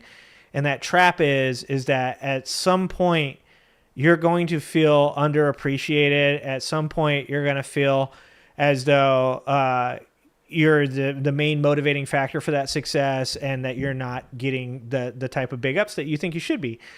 And like I said, the reason I call that a trap is because when you feel those feelings, it's time to like take a step down a little bit on your own ego. It's time to like pull back and start recognizing what you've benefited from because of those successes. So the reason that I mention what they've done for me is because that's part of that process for me, is that when I get a little too big headed and I think, you know, because I will pat myself on the back very hard. I have done amazing things for that store, things that I genuinely believe other people would have never accomplished. And I believe that without me there, that store would never have had that success. But when your head gets so big off of that shit that you start allowing it to push others around or push others out of the picture, it's time to take that deep breath and step back and say to yourself, like, what have I gotten from this? What positive did I get from this? And, you know, I understand I wouldn't own the home that I have without those people. I wouldn't have kids if it wasn't for those people. My marriage probably wouldn't have lasted as long as it has without those people. And I think that what you have with Cenk and Anna is two people that have, for their part, built an incredibly large progressive media platform. And I think that they haven't taken that moment to step back and say to themselves, now, hold on. Yes, this is our success, but it's not just because of us. It's also because of this amazing community. I'm never in TYT's chat, but I'm going to guess that TYT has a pretty good progressive community. I'm sure it's fucking wild over there. You probably have tons of people watching. I never really watched their lives or anything. But what you have to say is like, this channel isn't just about me. It's about you guys, right? We talk about this, once again, shout out to Silent Siren and 5 Alarm and their Discord. The Aegis? Fucking phonetically for me there, guys. Spell that phonetically for me. Their idea for that server is really good because of the fact that it's not about saying one person is the focal point of why we're going to be successful. More importantly, what it's saying is that we can bring together content creators that will work with each other, that are not so egotistical that they're afraid of others going to others' channels and watching their content, and then also create a community of all those like-minded audiences that come together and form a conversation that's actually like beneficial and helpful to society. And I think that if Cenk and Anna really wanted to do the work and do something good for both themselves and for the world, I genuinely believe that the world, the smartest thing they possibly could do is take a step back, take a deep breath, and understand how much their community is the reason that their channel is as successful as it is. And I'm not hating on them for making money. Like I said, money should be a byproduct of you doing good things. That it shouldn't be the reason, but it can be a byproduct. That's acceptable. There's nothing wrong with that. But if now the whole reason is to just make money, then you've lost the plot. You're off the path, and you're wandering through the fucking wilderness hoping to strike a pot of gold. And I'm going to be honest with you, you're much more likely to be eaten by a fucking bear than find a pot of gold. Their chat sucks. Hard E. Aegis. Aegis. Aegis. Did I say that right? Okay, when you say hard E, silent. I'm from the trailer park. You fucking know what a hard E is. Hard E, where I come from, is possibly a drug. Like if somebody comes at me and goes hard E, someone's getting sold something that day. All right. That's the way I say it? All right, Aegis. All right, look at me go. Look at me go. Fucking learning. I'm doing it, guys. Let's call it here. I'm pretty tired. I'm super thankful for you guys for sticking around. You guys brought me back. You guys gave me a second wind. It was really that black lady, Becky. She brought... Thank you, Becky. Becky brought me back. Becky's got back. I don't know. We can make a song out of it. Thank you guys so much. The shit I saw today about the protests, absolutely out of this world amazing. I do want to see about potentially getting to go and see Bernie Sanders and AOC. If possible, maybe we'll be able to get some footage just like Fildo did.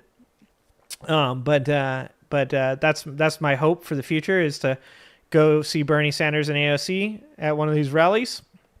Hope that happens. We've got the new interview with Greta Yuling on Ukraine. You guys will like that. A lot of my authors that I interview have a hard time talking about Trump because, look, they want to sell books. So a lot of them take kind of like a middle ground, centrist kind of point of view. And a lot of these authors are centrist. They have left-leaning tendencies, but they are very centrist. Greta was much more willing to have a pretty good time and talk some trash. So I think you guys will really like Greta Yuling's interview when I get done editing it. So that should be out next week or two. Unfortunately, the Sons of Liberty thing, I'm probably going to have to reschedule because if I do want to go find AOC and Bernie Sanders, it seems like that's going to happen at the same time as potentially going on Sons of Liberty. So sorry to Sons of Liberty, but I really want to see AOC and Bernie Sanders. So if that doesn't work out, it doesn't work out, but I really appreciate those guys for reaching out to me and asking me to come on the show. Hopefully we can reschedule, and that'd be dope. But for now, it is what it is. I really appreciate them for reaching out. So that's in the future if we can make that happen. And yeah, live stream on Wednesday at 5 p.m. is the next live stream. And I'll try to do a better job and get some more videos out. And hopefully this week is a little bit better and not as crazy, and I can actually make some videos. And I don't want to make videos that suck. I hate to say it. I can't produce. I don't want to just get on and say shit and then have it be shitty. So I want to produce videos that you guys can enjoy and know that I actually know what I'm talking about. And to be able to know what I talk about, I have to do a lot of research, and that doesn't always equate to me being able to make videos, especially in this 24-hour news cycle. So thank you guys for everything. I really appreciate you guys. Thank you once again with all, guys. Thank you. Thank you all for all the memberships, all the super chats, all the support. I thank you guys so much. If you ever want to support me, you can join the Angry Ginger Army. It's $3 a month, 10 cents a day. It's cheaper than Netflix, and it's much more entertaining. So thank you guys to everybody that supported me. I appreciate you guys. For those of you out there that can't support, and I understand that shit. I know what it's like to be broke. Just if you check out the videos, hit the like, drop a comment, subscribe, share the videos. That's doing your part. So thank you so much. All right, guys. I hope you guys have a good rest of your weekend. I love you guys. I appreciate you guys. And I hope to see you next time.